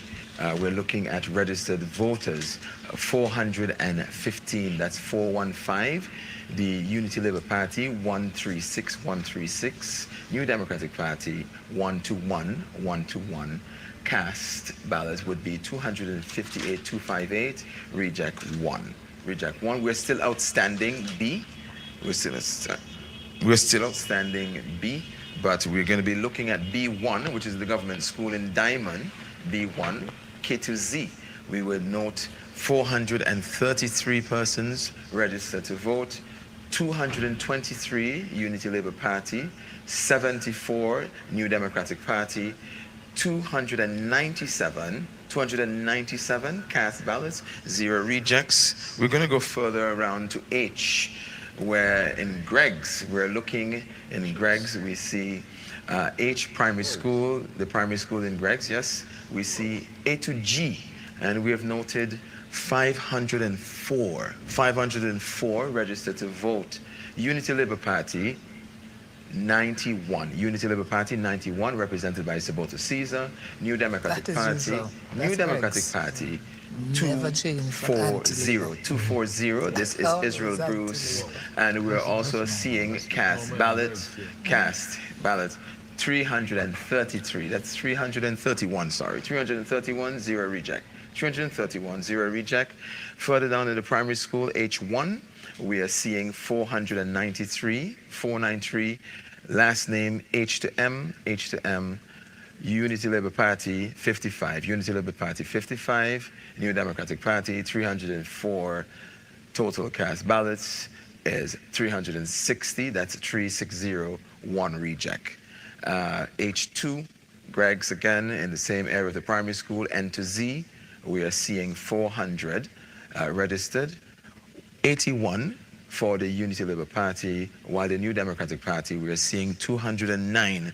209. In total, the cast ballot is 291, and we're seeing 1 reject in that area. We'll be looking at the graph here. We'll see for the New Democratic Party, 2,047, while the Unity Labour Party, 1,676. That's 1,676.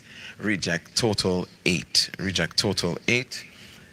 We are still outstanding B. We're still outstanding B in the government school in Diamonds, which is A to J, and we're also outstanding F1, which is the Bethel Gospel Hall Assembly at North Union. We're still outstanding those. We'll be going to North Windward. At D2. D2, which is at the Sandy Bay Government School. D, we can look at all the Ds here. We will see D, A to C, we have 493 registered to vote, and we are noting that the Unity Labour Party, we are seeing 246. That's 246, while the New Democratic Party, 131. That's 131 cast ballots here. 378, 1 reject. Further down, D1, in the same area, we have D to L, 417 persons registered to vote. We're seeing 215 for the Unity Labour Party, while 118 for the New Democratic Party. Cast ballots 335. That's 335, and rejects we're seeing 2. D2, the government school again in Sandy Bay. M to Z, 490. That's 490. That's 490. 210 for the Unity Labour Party. 166 for the New Democratic Party. 378 cast ballots. 2 reject. That's 2 reject in this area. We are still going through North Windward. We see that all the areas are filled. We see I, which at the CWSA Waterworks in Mount Bentic. A to Z, we are seeing 532. This shows at the Unity Labour Party at 183 for the Unity Labour Party, while 164 for the New Democratic Party. 164 New Democratic Party. Cast ballots 347, 0 rejects. So we are looking at North Windward. There are none outstanding here. All have been filled, and we will be looking at the graph. Looking at the graph, we see 2,780. That's 2,780 for North Windward, Siobhan John, the New Democratic Party, and 2,544 Grace Walters, the Unity Labour Party. That's 21 2121 rejects in that area. So this can be declared won by the New Democratic Party from the perspective of the Public Information Network data that we would have received. I did say before there's going to be a ding-dong battle there, and it's being reflected. Well, she's the first woman to get elected since I was last elected. Yes. Remember what you said there? Since I was the last elected in 2001 and 2005. Remember, Gerlin was also elected from 98. No other woman has been elected. Until now? Since 2000, yes. And I mean, Gerlin was re-elected in 2005, and she left in 15. Yes. Yeah. So the NDP. Because she ran again in 2010. The NDP's work because they put a lot of emphasis on this on this constituency. A lot of resources in there. And they were holding out all hope for this, and it paid off. 2,780 to 2,544.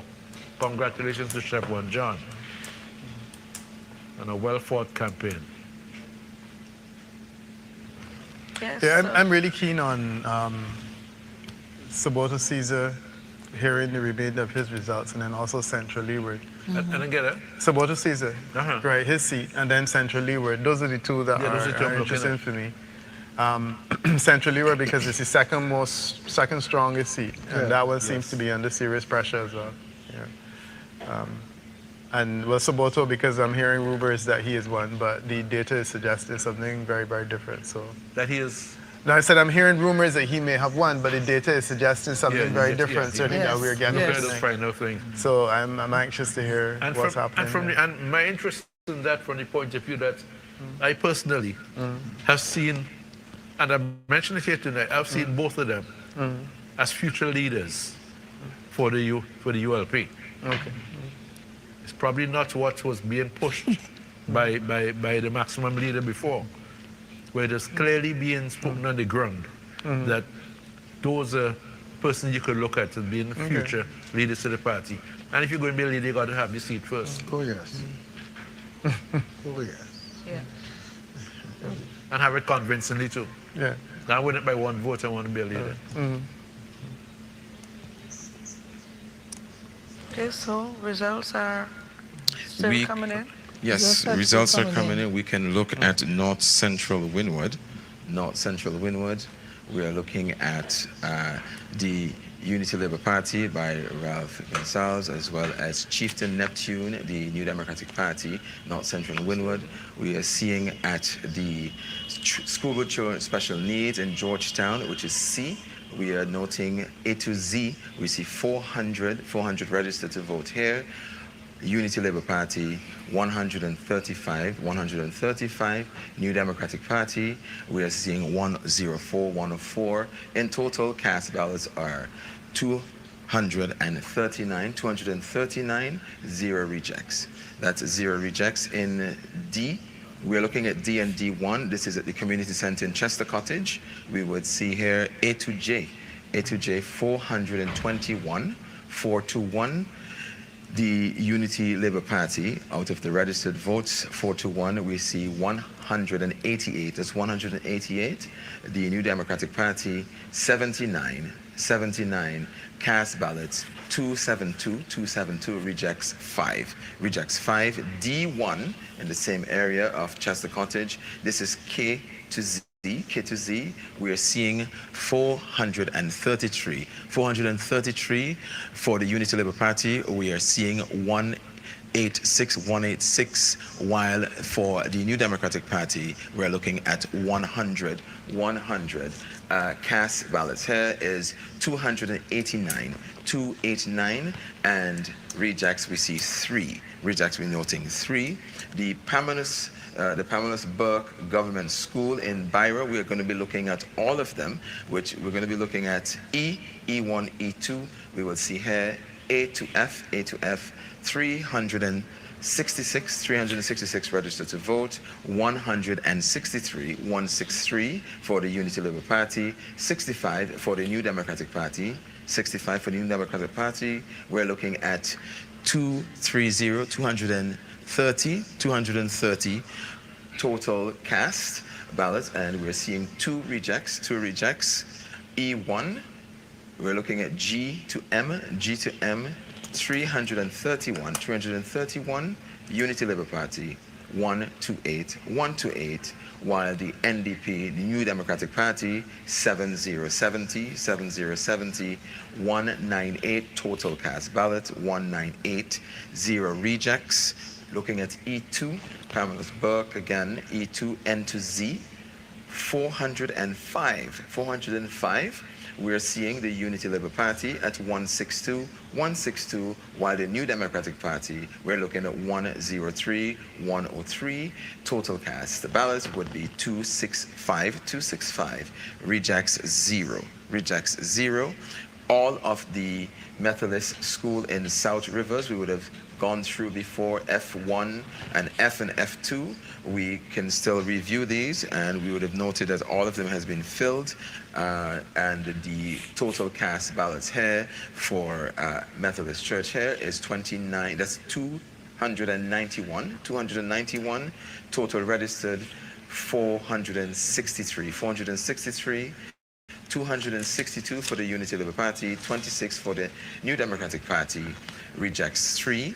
We're looking at E to L, 435, total registered, Unity Labour Party, 234, while the New Democratic Party, 34, and the cast ballots here, 268, 0 rejects.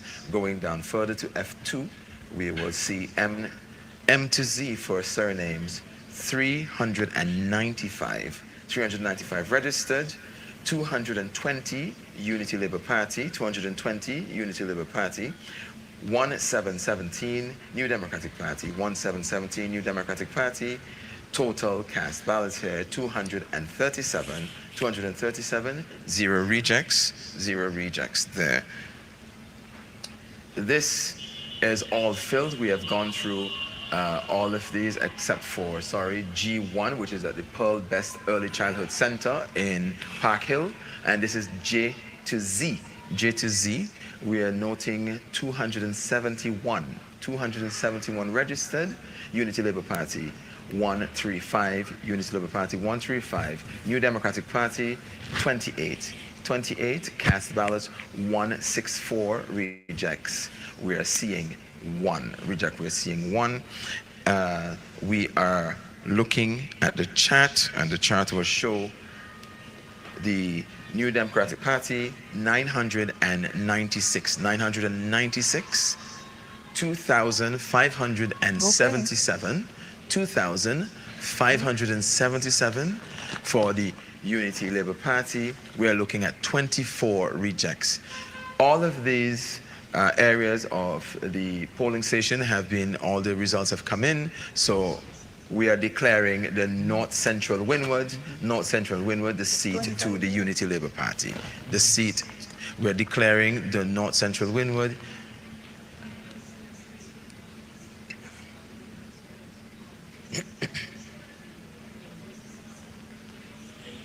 Okay, so actually this is the first declared seat for the ULP.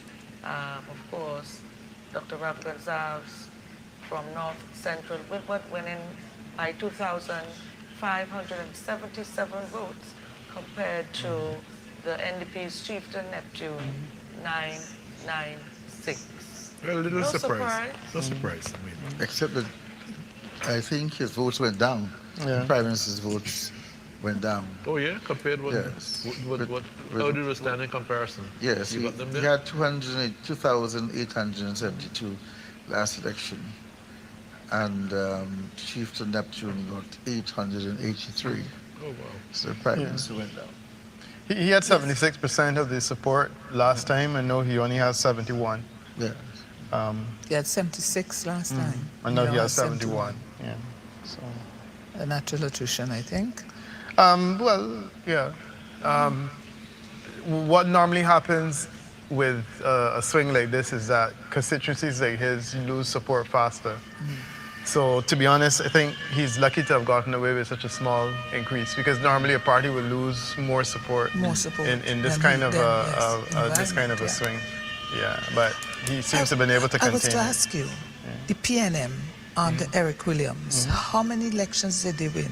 Was it up to 30 years? I'm trying to remember. I don't remember, but it wasn't as, the problem is it long. wasn't continuous. It wasn't continuous. It wasn't continuous because it was often broken, interrupted, That's what I was thinking. So I think that after St. Vincent and the Grenadines, Dominica would have the record for longest continuing. Antigua and Trinidad and Tobago were both interrupted at various points, with a one-term. And Dominica's had how many years now? 20. I think this is 4 terms, 20 years. Yeah. 20, yes. Yeah, the only difference is that Skerritt came in midterm. So he didn't win the first election, but he won the second. But otherwise, the Labour parties have been in power for similar amounts of time. But he himself hasn't been in all of that time. So you were elected before Gerlin Miguel? No, Gerlin was elected in 1998 when she beat Wiley. Yeah. No, you're speaking soft. Yes. So you were saying? Talking. Yeah. Yes, she was elected in 1998 in the big swing. Right. Then re-elected in 2001, and I was elected in 2001. Okay. Then she was re-elected in 2005. I was re-elected in 2005. She was elected back in 2010 and 15. And nobody else. Remember, she came from 98 right over. But since in the 2000s, when we took government, I am the only new woman who was elected. Yeah? So this time, it took 24 years for another woman to get elected. Yes. It's not a kind place for women politicians. Yeah. Yes, the women are still... I'm convinced that this vote really it's not really against the ULP's record, but for a new direction. I think the record wasn't bad, but people needed a new direction. Change. But a new direction in terms of what exactly, though? Well, something different. Like what? It is difficult. I don't think they can quantify it or enumerate it. What I do know is that they needed a change. That's what happens when you've been there for some time. But this is why I'm challenging you to say what exactly it is. It's a change. It's a change, but a change of what? A change of leader. No. When people say to me that they want a new direction, and I ask them what exactly are you looking for? In the case of St. Vincent and the Grenadines, if you look at the development trajectory that you're on now, most of the major big ticket issues are dealt with. So you have a hospital in the works, you have the airport, the seaport is done. Public transportation will perhaps need some investment. I'm sorry? It cannot be on the record. It has to be changed into a different direction because but I'm trying to find out from you what's the direction. You've asked me the question as to what direction. Now, as I am not, I'm the only voter here. The country I'm talking about. Oh, you're the only voter? But when you mention those issues, you are enumerating the record of the ULP, which I said. I don't think it's on the record. If you voted on ULP's record, you'll vote for the ULP. So it has to be a change because the ULP has been there for a long period of time. It can't be any other reason. Whatever change that they have in their mindset, each individual has something that he or she wants to see accomplished. Right. And then collectively, they accomplish that. It has to do. It cannot be on the record. It has to be, I'm not, you misunderstand me. I'm not speaking about a record. I'm not here to flag a record or whatever. I'm saying that if you're looking at a development trajectory, and I'm saying that for St. Vincent and the Grenadines, the trajectory seems to be fairly clear in terms of the direction that you're going. If it is that you're saying that people want a different direction, I'm just trying to find out what it could be. So I throw some ideas in terms of the types of things. Maybe they want something different. What exactly could that be? I don't know. But right, and I'm suggesting to you that I do know. Yeah. And I'm saying that what I think is that people were just exhausted. When I did polls in St. Vincent of late, and you're asking people about their concerns, the polls tell me that the average Vincentian is relatively happy with their life, right? at the same time they want to change the government. And I'm not suggesting that there's anything, conflicting about it. And my conclusion is that you could only be saying that you want to change if you are wanting a change of leader. Because the Unity Labour Party that was elected in 1998, none of the persons are there any longer.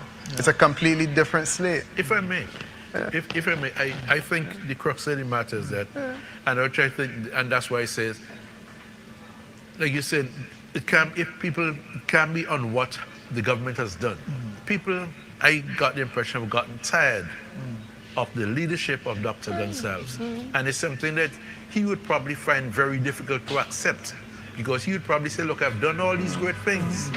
But half of the country, after 24 years, I felt that they've been shut out of the corridors of power. I can speak this way because... No, hold on, let me finish. Yeah. Because I can speak this way because to the average and the people who look at me and say, well, I'm one who has benefited from the corridors of power.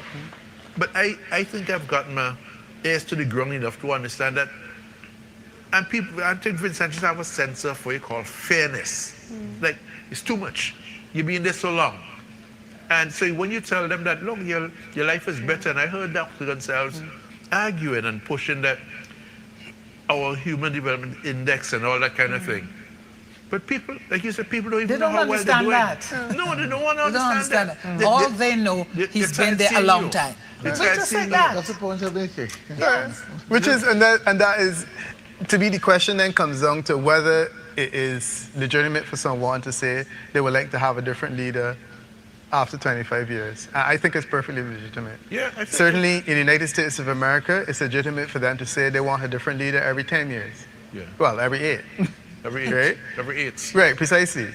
So they have limited it in that way. And I think that globally we've seen reality emerge where people tend to get to the level of exhaustion. In France, it's 10 years. Yeah. And I think that is really more what this is all about. Because I think so.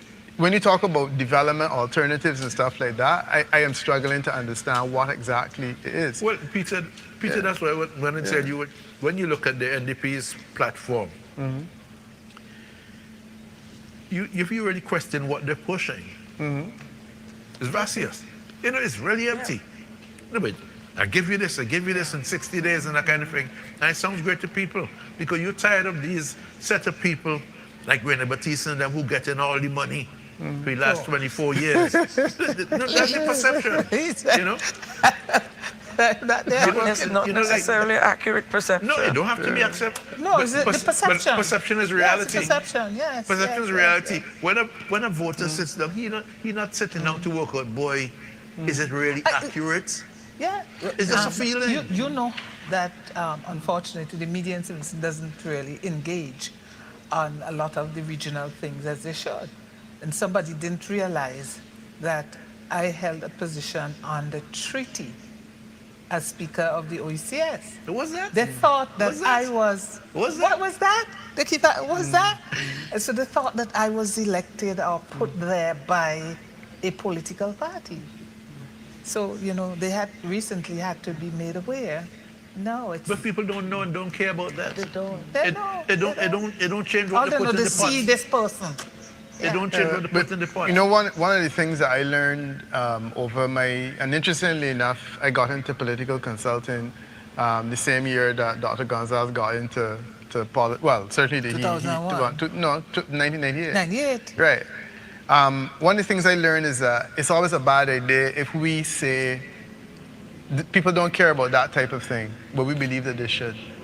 Because our role is not to tell people what they should believe in. Yeah. Our role is essentially to understand what people want and give them. Because that is essentially what a politician, that's what politics should be all about.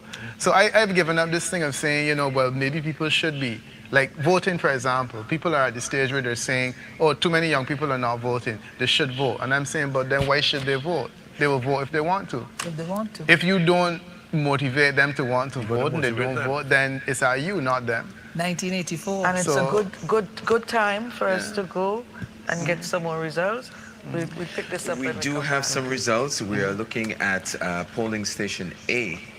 Polling station A. The Church of the Nazarene, we have a slew of them, results coming in. So polling station A, Church of the Nazarene in Rillen Hill. A to I, last names A to I, we're seeing 493 registered to vote, 493. We're looking at the Unity Labour Party, 130, that's 130. And the New Democratic Party, we are seeing 152. New Democratic Party, 152.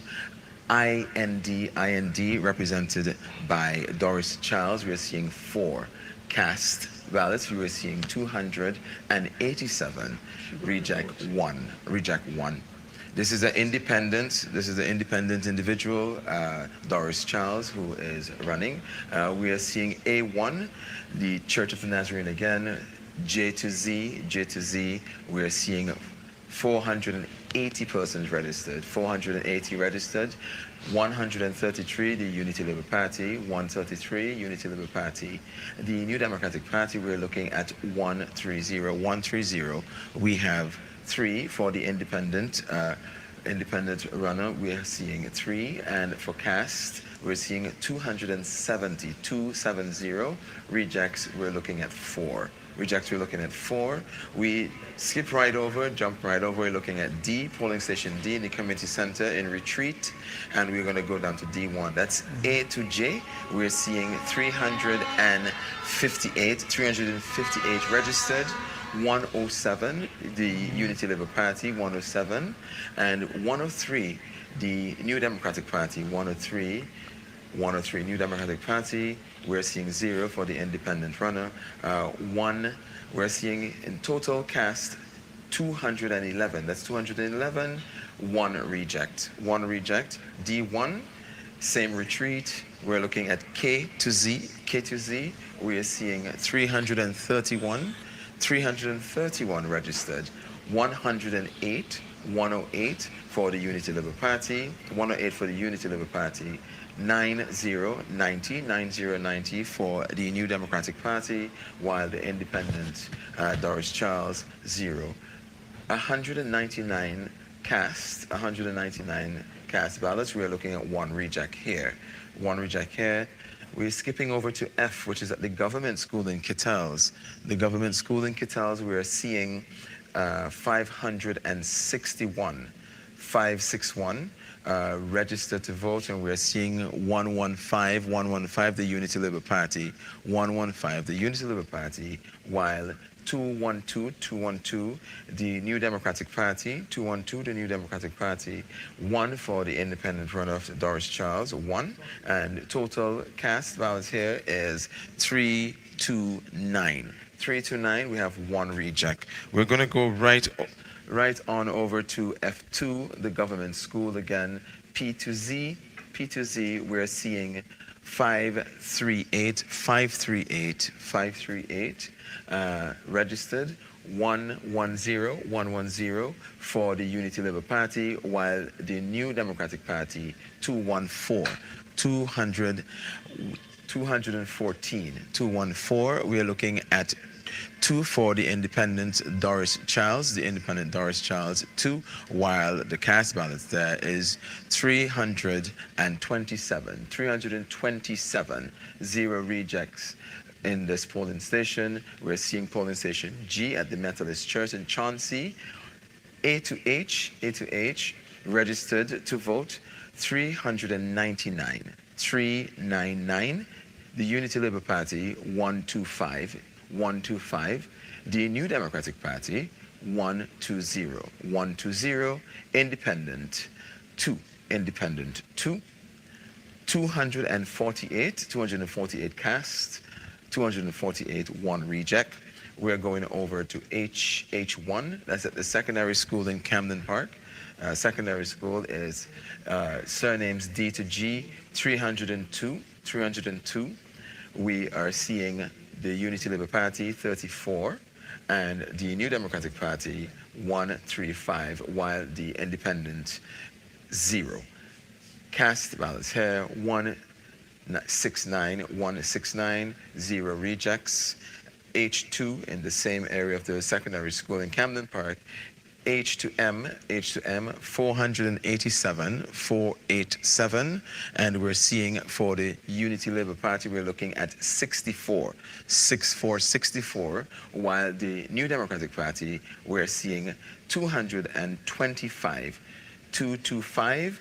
The independent runner, 2. We're looking at cast ballots here, 293, 293, 2 rejects, 2 rejects, and H3, N to Q, 260, 260, Unity Labour Party, 24, New Democratic Party, 134, Independent, 1 independent runner, 1, while we have cast ballots, 159. We're still outstanding, a couple of them. We're still outstanding 3 on this end, and in the front we have a couple more. We're just awaiting the results to come in.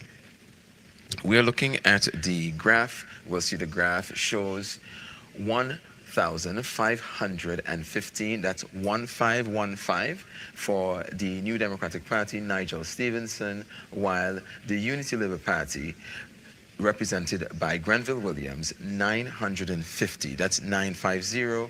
The independent runner, represented by Doris Charles, 15 and 11 rejects. These are the results for now. No, as I noted before, we still have outstanding. We still have a couple more. Quite a bit. We have quite a bit here. Okay. Yes. So we're just waiting for results to come in, and we're able to have those on the screen. Quite a large constituency too. It is. Yes. Yeah. Okay, so there we go. Of course, Nigel Stevenson is in the lead there, as is expected. No, 4th. This could be. Probably his 4th. 2010. This is his 4th term. 4th. 10, 15, 20. This will be his 4th term. It appears to be clean sweep. Well, all but one. Yes, it reminds me of 2001, 12-3. Well, it seems to be a clean sweep. It seems as if the NDP A will... clean sweep to me would be 15-0. 15. Well... No, you sweep in, there's some dust in the block, but it can't be a quick sweep. You're trying to clean. But something will be left back. You're trying to clean the yard, but some stones there. Will be left back. Some stones standing out there, and they're moving. To me, the real lesson in this is that the previous election result is essentially the key to understanding what happened. Yeah. And historically, we've had elections like this across the region.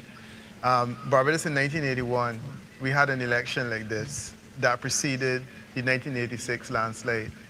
In 2013, we had a similar election like this, and it preceded the 2018 landslide where Motley won all the seats. And what I sense is that the electorate set the scenario up in 2020, where you had a slew of seats that are with these very small margins, that you talk a pack of cigarettes here and there. And once you have a slight shift in the election after, it's almost a foregone conclusion. And the only person that seems to be insulated from this is Dr. Gonzalez, who took a small hit, but fortunately he was able to, it wasn't a huge hit. Well, I mean, you can't really change a seat like that so quickly. But all of the others were within this plus or minus 5% margin. Yeah.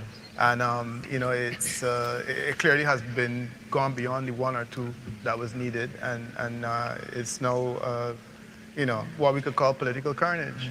I totally agree with you that the writing was on the wall from 2020. And people were calling, even within the ULP, were calling for change, even in leadership. It didn't happen. And I think that is where a lot of the decline started. I think I picked up a lot of discontent with him, but there's a lot of respect for the Prime Minister. He's a very hard worker. People love him, but after a while, you can love someone and say, look, Daddy, it's time that we grew up now. You let us go on our own. You can't keep us back all the time. But I don't you know? think a leadership change would have made a difference. No, but it would be. I believe would possibly it be the beginning of something. Yeah. If we're going to agree that a lot of the issues we are talking about today in terms of development and stuff, that it came down to a question of leadership, then leadership must have made a difference. Yes. Yeah. Could make a difference, yeah. To the results that we're seeing now, if there was someone other than Dr. Gonzalez there, I don't think so at all. I think the results could have been the same or even worse. I think so. I'm not persuaded by that. Yes, I do feel that if we are going to agree that this was the one fundamental elephant in the room, then if you change that or addressed it in a serious way, the result could have been different. That's my sense, because I'm still not convinced that there were any fundamental issues beyond that which the population was so overwhelmingly concerned about. No, but if you look at the trends, and I have them statistically, they were losing the lead as elections go ahead. Yeah. So a change of leader would not have stopped the downward trend, because the NDP was in the ascendancy. The NDP had a lot more votes in the last election than the Unity Labour Party, over 2,000 votes. Change in the leader, he had to have been vibrant, and he had to have been special, he had to have done something extraordinary for him to have pulled back those 2,000 votes and to reduce in a major way the trust that we have seen from the New Democratic Party since the last election. So a leadership in the ULP would not have made a difference at all to the results. Yeah, but if you're looking at a party continuing, you're looking at a party continuing, you might have a dip, but it might be a dip so you can rise again. Might be a dip that's necessary. 2001 was 12-3. 2005, 12-3. Yeah, yeah. But you saw the Kingstown. Yes. Yeah. To go into despair. Yeah. If you don't do, right, then 8-7. 8-7. And 8-7. Yeah. Then 9-6. You're right. 2010. Yes. 2015, 8-7. Yes. So it's a pattern. Yes. Put it on, the guys put it on your computer. It was obvious. 12-3, 12-3, 8-7, 8-7. Then 9-6 marginally. Then you bounce back. 9-6, one vote. But you didn't do the work. Yeah, but it is difficult. You see, the issue is that you have to understand the people. And I don't want to say it's herd mentality, but it's the fact that when the sense change, they move in the direction of change, irrespective of the message that's given to them, unless it's destructive. If their sense change, they move. But if you ask them why, they can't tell you why. But they will move because they have that feeling there needs to be a change. I mean, too long into that and those sort of things. Yeah. And that trend was obvious. It cannot be explained scientifically. You have to know the people and understand them because they move, they mobilize. For example, if you were to look at both meetings, what I identified was that you had a tremendous number of persons looking at the NDP meetings on social media as compared to ULP. It was constant.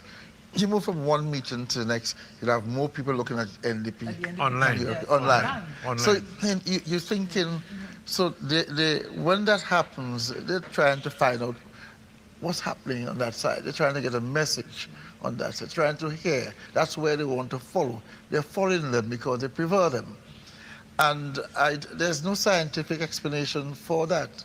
The problem is that people sometimes vote because of all the reasons.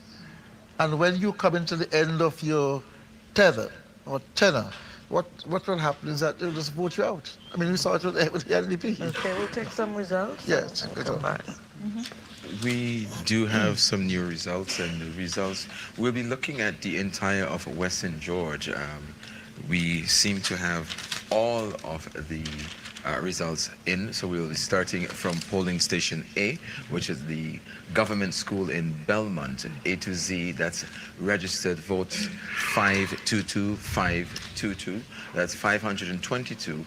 Unity Labour Party, we're looking at 129. While the NDP 169. New Democratic Party 169. Independent, Kenna Cattell's, that's 6. Independent 6. Cast ballots here 306. Reject, we are seeing 2. We're also looking at B at the Methodist School. That's a Gome Methodist School in Daphne. We're seeing from A to J, surnames A to J, 523. The Unity Labour Party, we're seeing 88. That's 88. And also, we're seeing a New Democratic Party, 242. That's 242. Independent, 2. Cast ballots here, 334. Rejects, 2. We're seeing B1 in the same area in the Daphne, which is a Gome Methodist School. K to Z, 336. 336. Unity Labour Party 56. Unity Labour Party 5656. New Democratic Party, we're looking at 139. Independent 1. We're seeing cast 196. That's 196. 0 rejects. Glad Tidings Tabernacle in Gome. This is polling station C. We're seeing A to J surnames 445 registered. 445 registered. Unity Labour Party 133. While the New Democratic Party 139. We're seeing Independent 1. Cast ballots here 196. Glad Tidings, we're going to go over Glad Tidings Tabernacle, A2J, 445. 133. Unity Labour Party 139. New Democratic Party 2 for the Independent, 275. Cast ballots 1 reject. C1, we see Etty Gibson residence in Daphne, K2Z 311 registered. 87 for the Unity Labour Party, 87. Unity Labour Party. New Democratic Party 102. New Democratic Party. Independent 2. Independent. For the Independent, that would be Kenna Cattell's, and we're looking at cast ballots here 193. 2 rejected. Polling station D, the government school, that's a primary school in Bel Air. D and D1, D2 and D3, we'll be looking at all of these. A to C, 433. 433 persons registered. 97 for the Unity Labour Party. 97, New Democratic Party. 174. Independent runner 272 cast, 1 reject. D1 in the primary school in Bel Air, the government primary school in Bel Air. D to J, last names, D to J, 471 registered to vote. 89 for the Unity Labour Party, 89, 198 for the New Democratic Party, while 5 for independent runner, 5 for the independent candidate, 5. We're seeing 295 total cast ballots here, 295, 3 rejects. We're looking at D2, the secondary school in Bel Air. We're seeing secondary school, the Western George Secondary School. We're seeing K to P surnames, 333 registered to vote, 74 for the Unity Labour Party, 124 for the New Democratic Party, 124. Independent candidate 2.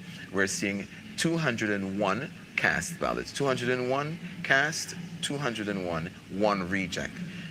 Secondary school, we're still in the secondary school, looking at D3 polling station, Q2 to Z, Q to Z, we're seeing 342 registered to vote, 48 for the Unity Labour Party, 154 for the New Democratic Party, while the independent candidate 2, we are 204 cast ballots. We have 0 rejects in this end. We are seeing E at the Public Works building in Arnesville, polling station E.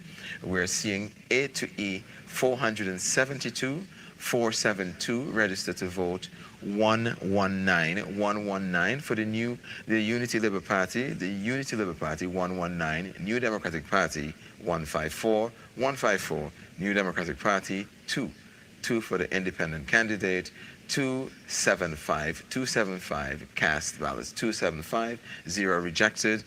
E1 still in the Public Works building area in Arnesville.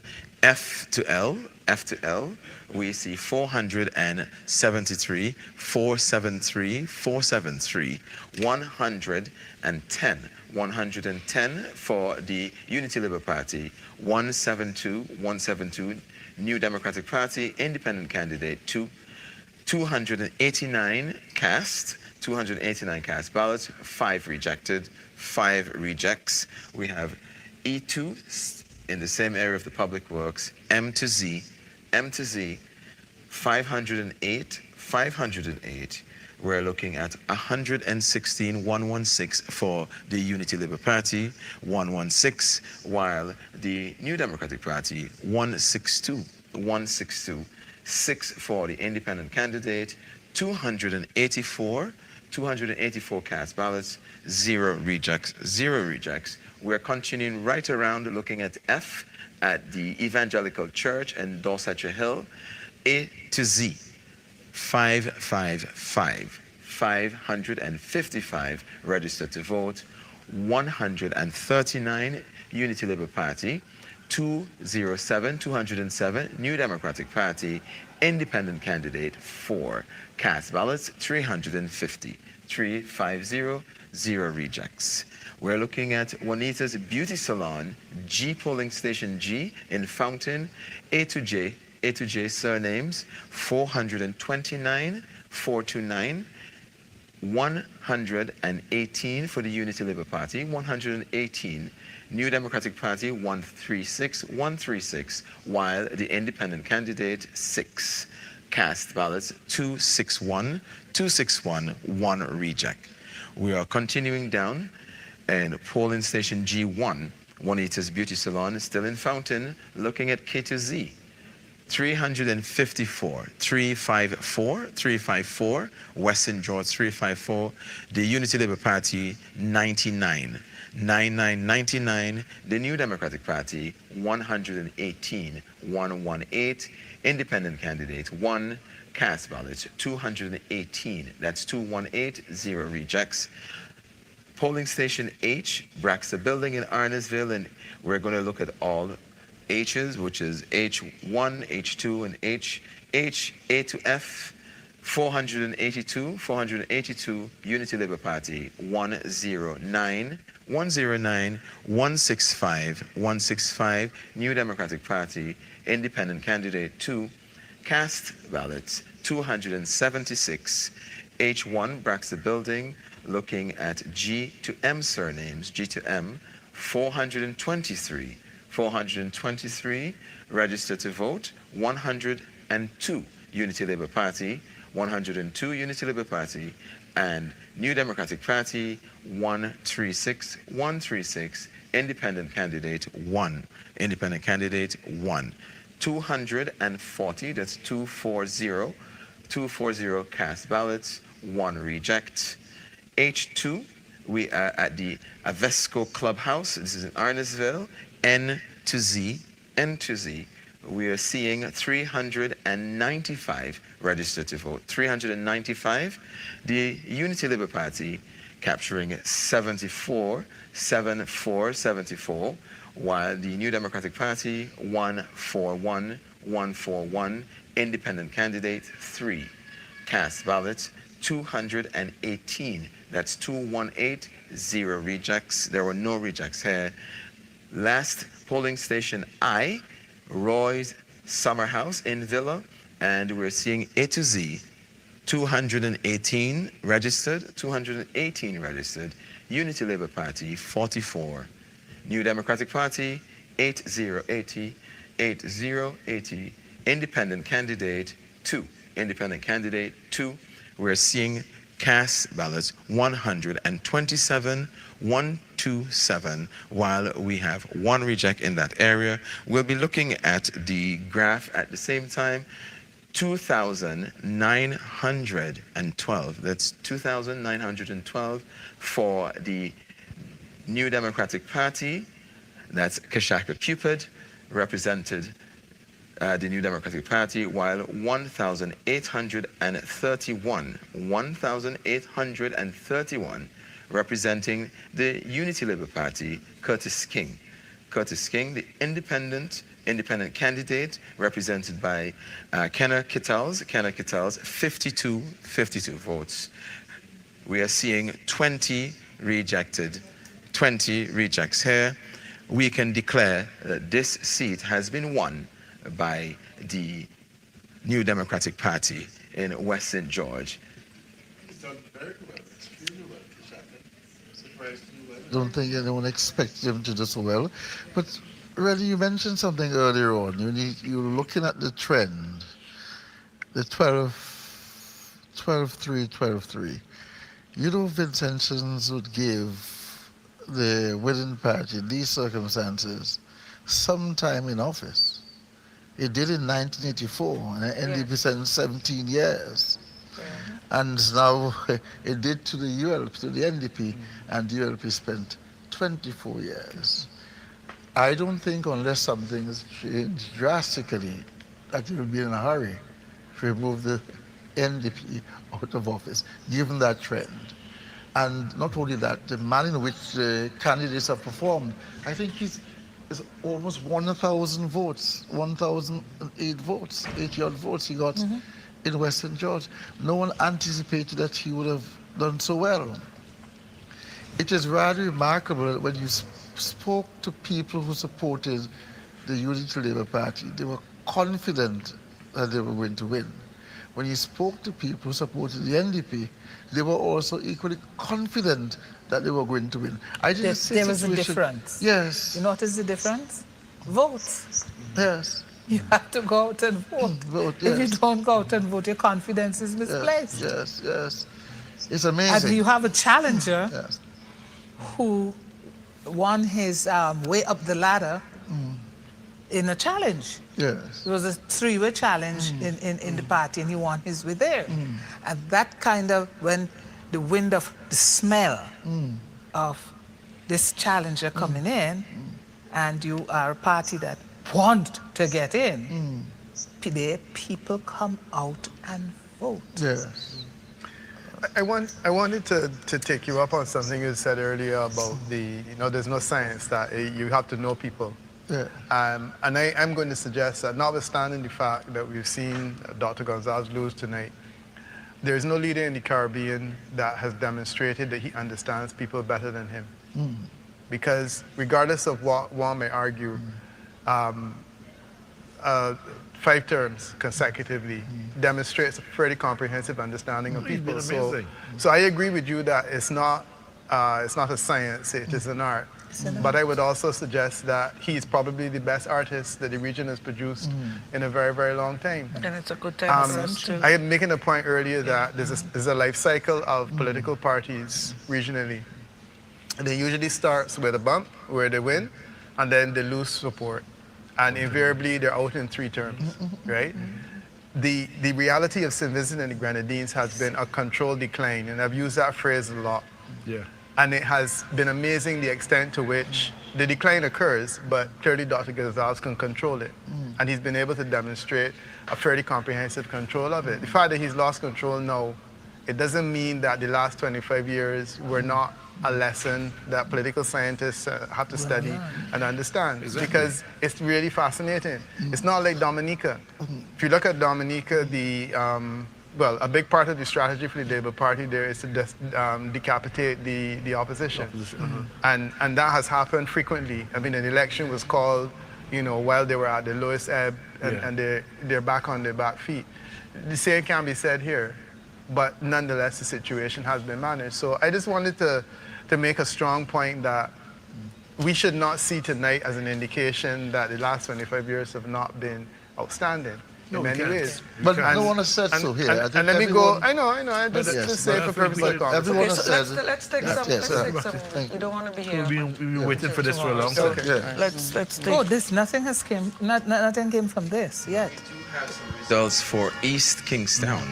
We have results for East Kingstown. We're looking at Luke Brown representing the Unity Labour Party, while Fitz Bramble representing the New Democratic Party. Polling station 8, Glad Tidings Preschool. Glad Tidings Preschool, this is at Granby Street. We're looking at A to Z, 155 registered, 155 registered. We're seeing 46 for the Unity Labour Party, 46 for the Unity Labour Party, while the NDP, the New Democratic Party, we're seeing 51 cast ballots here, 99 rejects 2. B, polling station B, which is at the C.W. Prescott Primary School at Richmond Hill, we're looking at A to Z, 482 registered, 146 Unity Labour Party, 156 New Democratic Party, cast ballots 302, rejects 0. Polling station C, Thomas Saunders Secondary School, Richmond Hill, A to Z, 218, Unity Labour Party, 42,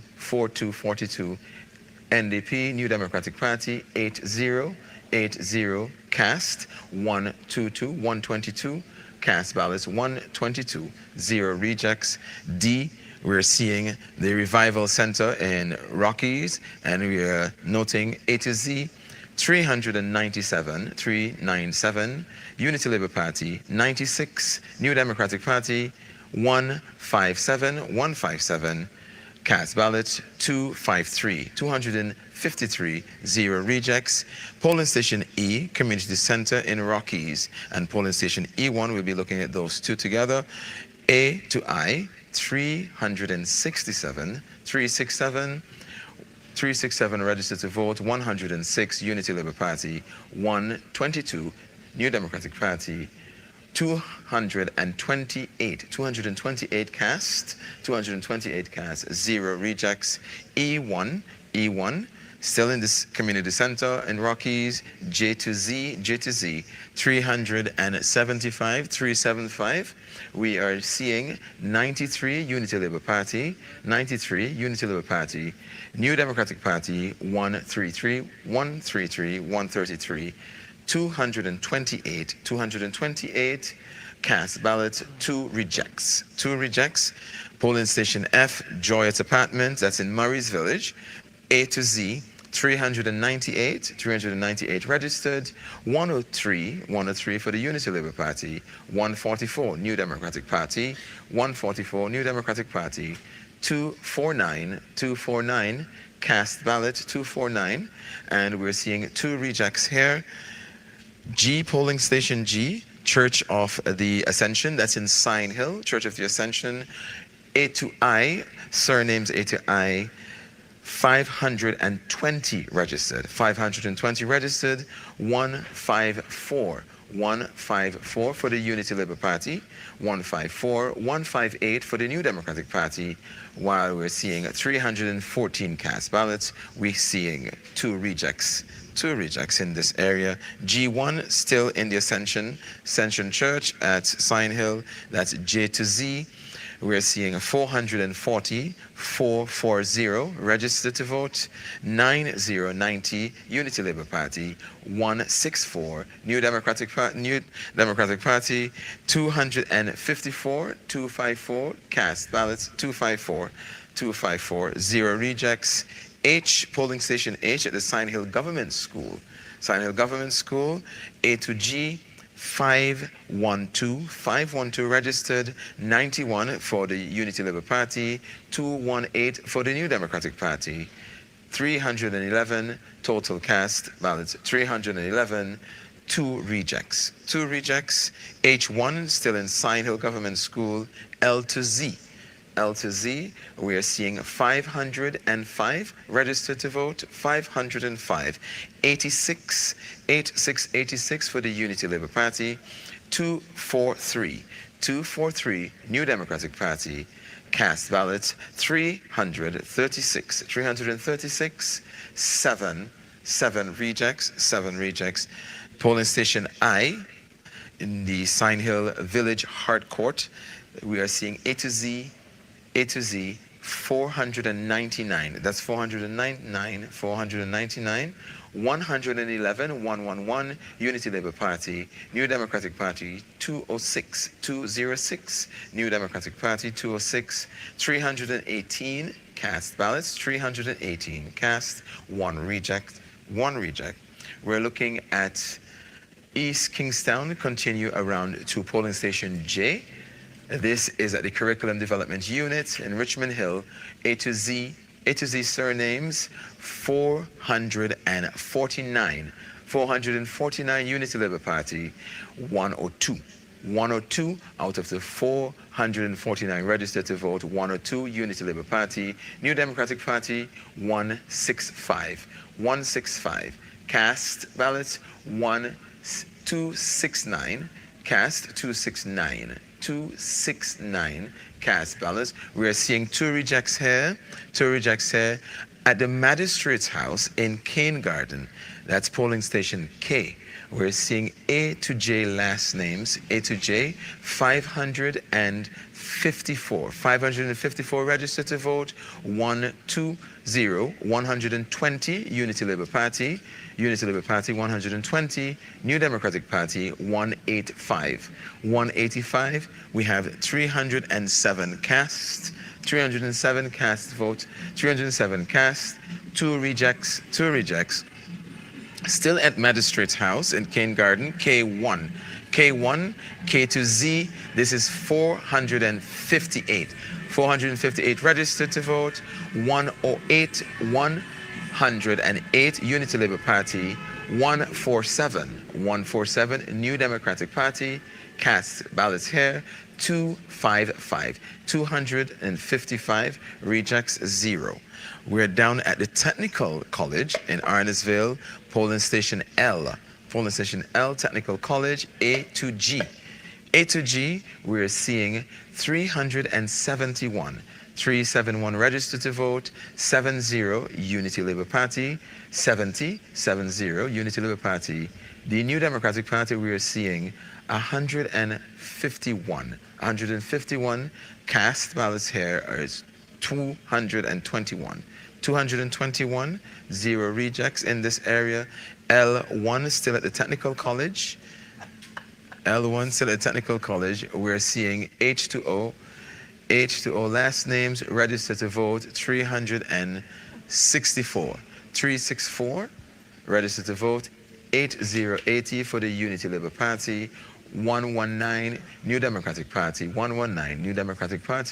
cast 201, rejects we're seeing 2. Technical College, polling station L2, P to Z, 354 registered to vote, 354 registered to vote. We're looking at 81 Unity Labour Party, New Democratic Party 125. We're seeing cast 207, 1 reject in this polling station, 1 reject. We'll be looking at the overall graph, seeing 2,724. That's 2,724 New Democratic Party, East Kingstown, Fitz Bramble, while 1,725 the Unity Labour Party, Luke Brown, and we have 25 rejects ballots. East Kingstown, we can declare a win for the New Democratic Party. A good win there for Fitzgerald Bramble. This is second win. The second win, but a good win. But a good win. Yes, a good win. The first win was how many votes again? Okay, we have more results. We have more results. We have more. We do have more coming in for South Leeward. Okay, so can we get those? We have more results coming in for South Leeward. South Leeward. We do have some outstanding, but we'll be going through each of them. We have the Church of the Nazarene A, polling station A to I, last name A to I. We're looking at 493 registered to vote. Unity Labour Party 130, and New Democratic Party 152. Independent candidate 4. Cast ballot 287. Cast 287, 1 reject. We're looking at A1, still at the Church of the Nazarene in Redland Hill. J to Z, registered to vote 480. Unity Labour Party 133. New Democratic Party 130. Independent candidate 3. Cast ballots 270. Rejects 4. Polling station B at the government school in Dubois. This is A2J, surnames A2J, 479. 479, Unity Labour Party 112. New Democratic Party 149. Independent candidate 2. Cast ballot 265. Rejects 2. B1, still in Dubois. K to Z, 529. 529, registered to vote. 143. Unity Labour Party. 151. New Democratic Party. Independent candidate 2. Cast ballot 300. 4 rejects.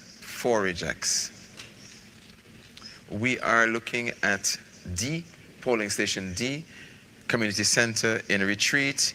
A to J, we are seeing 358. We have 107 for the Unity Labour Party, 103 for the New Democratic Party, while independent candidate 0, we are seeing cast ballots 211, 1 reject. D1 community center still in retreat. K to Z, 331, 331 registered to vote. We are seeing 108 for the Unity Labour Party, 108, 90, New Democratic Party, 90, New Democratic Party. We're seeing 0 for independent candidate, 199, cast ballots, 199, cast ballots, 1 reject. We are looking at C, polling station C, Ruby Mattis shop in Vermont. It just came in. A to Z, 503. Registered to vote, 153. Unity Labour Party, 132. New Democratic Party. Independent candidate, 1. Cast 288. 2 rejects. We're going down to the Clare Valley E, polling station E, the government school in Clare Valley. A to D, 329 registered to vote, 102, Unity Labour Party.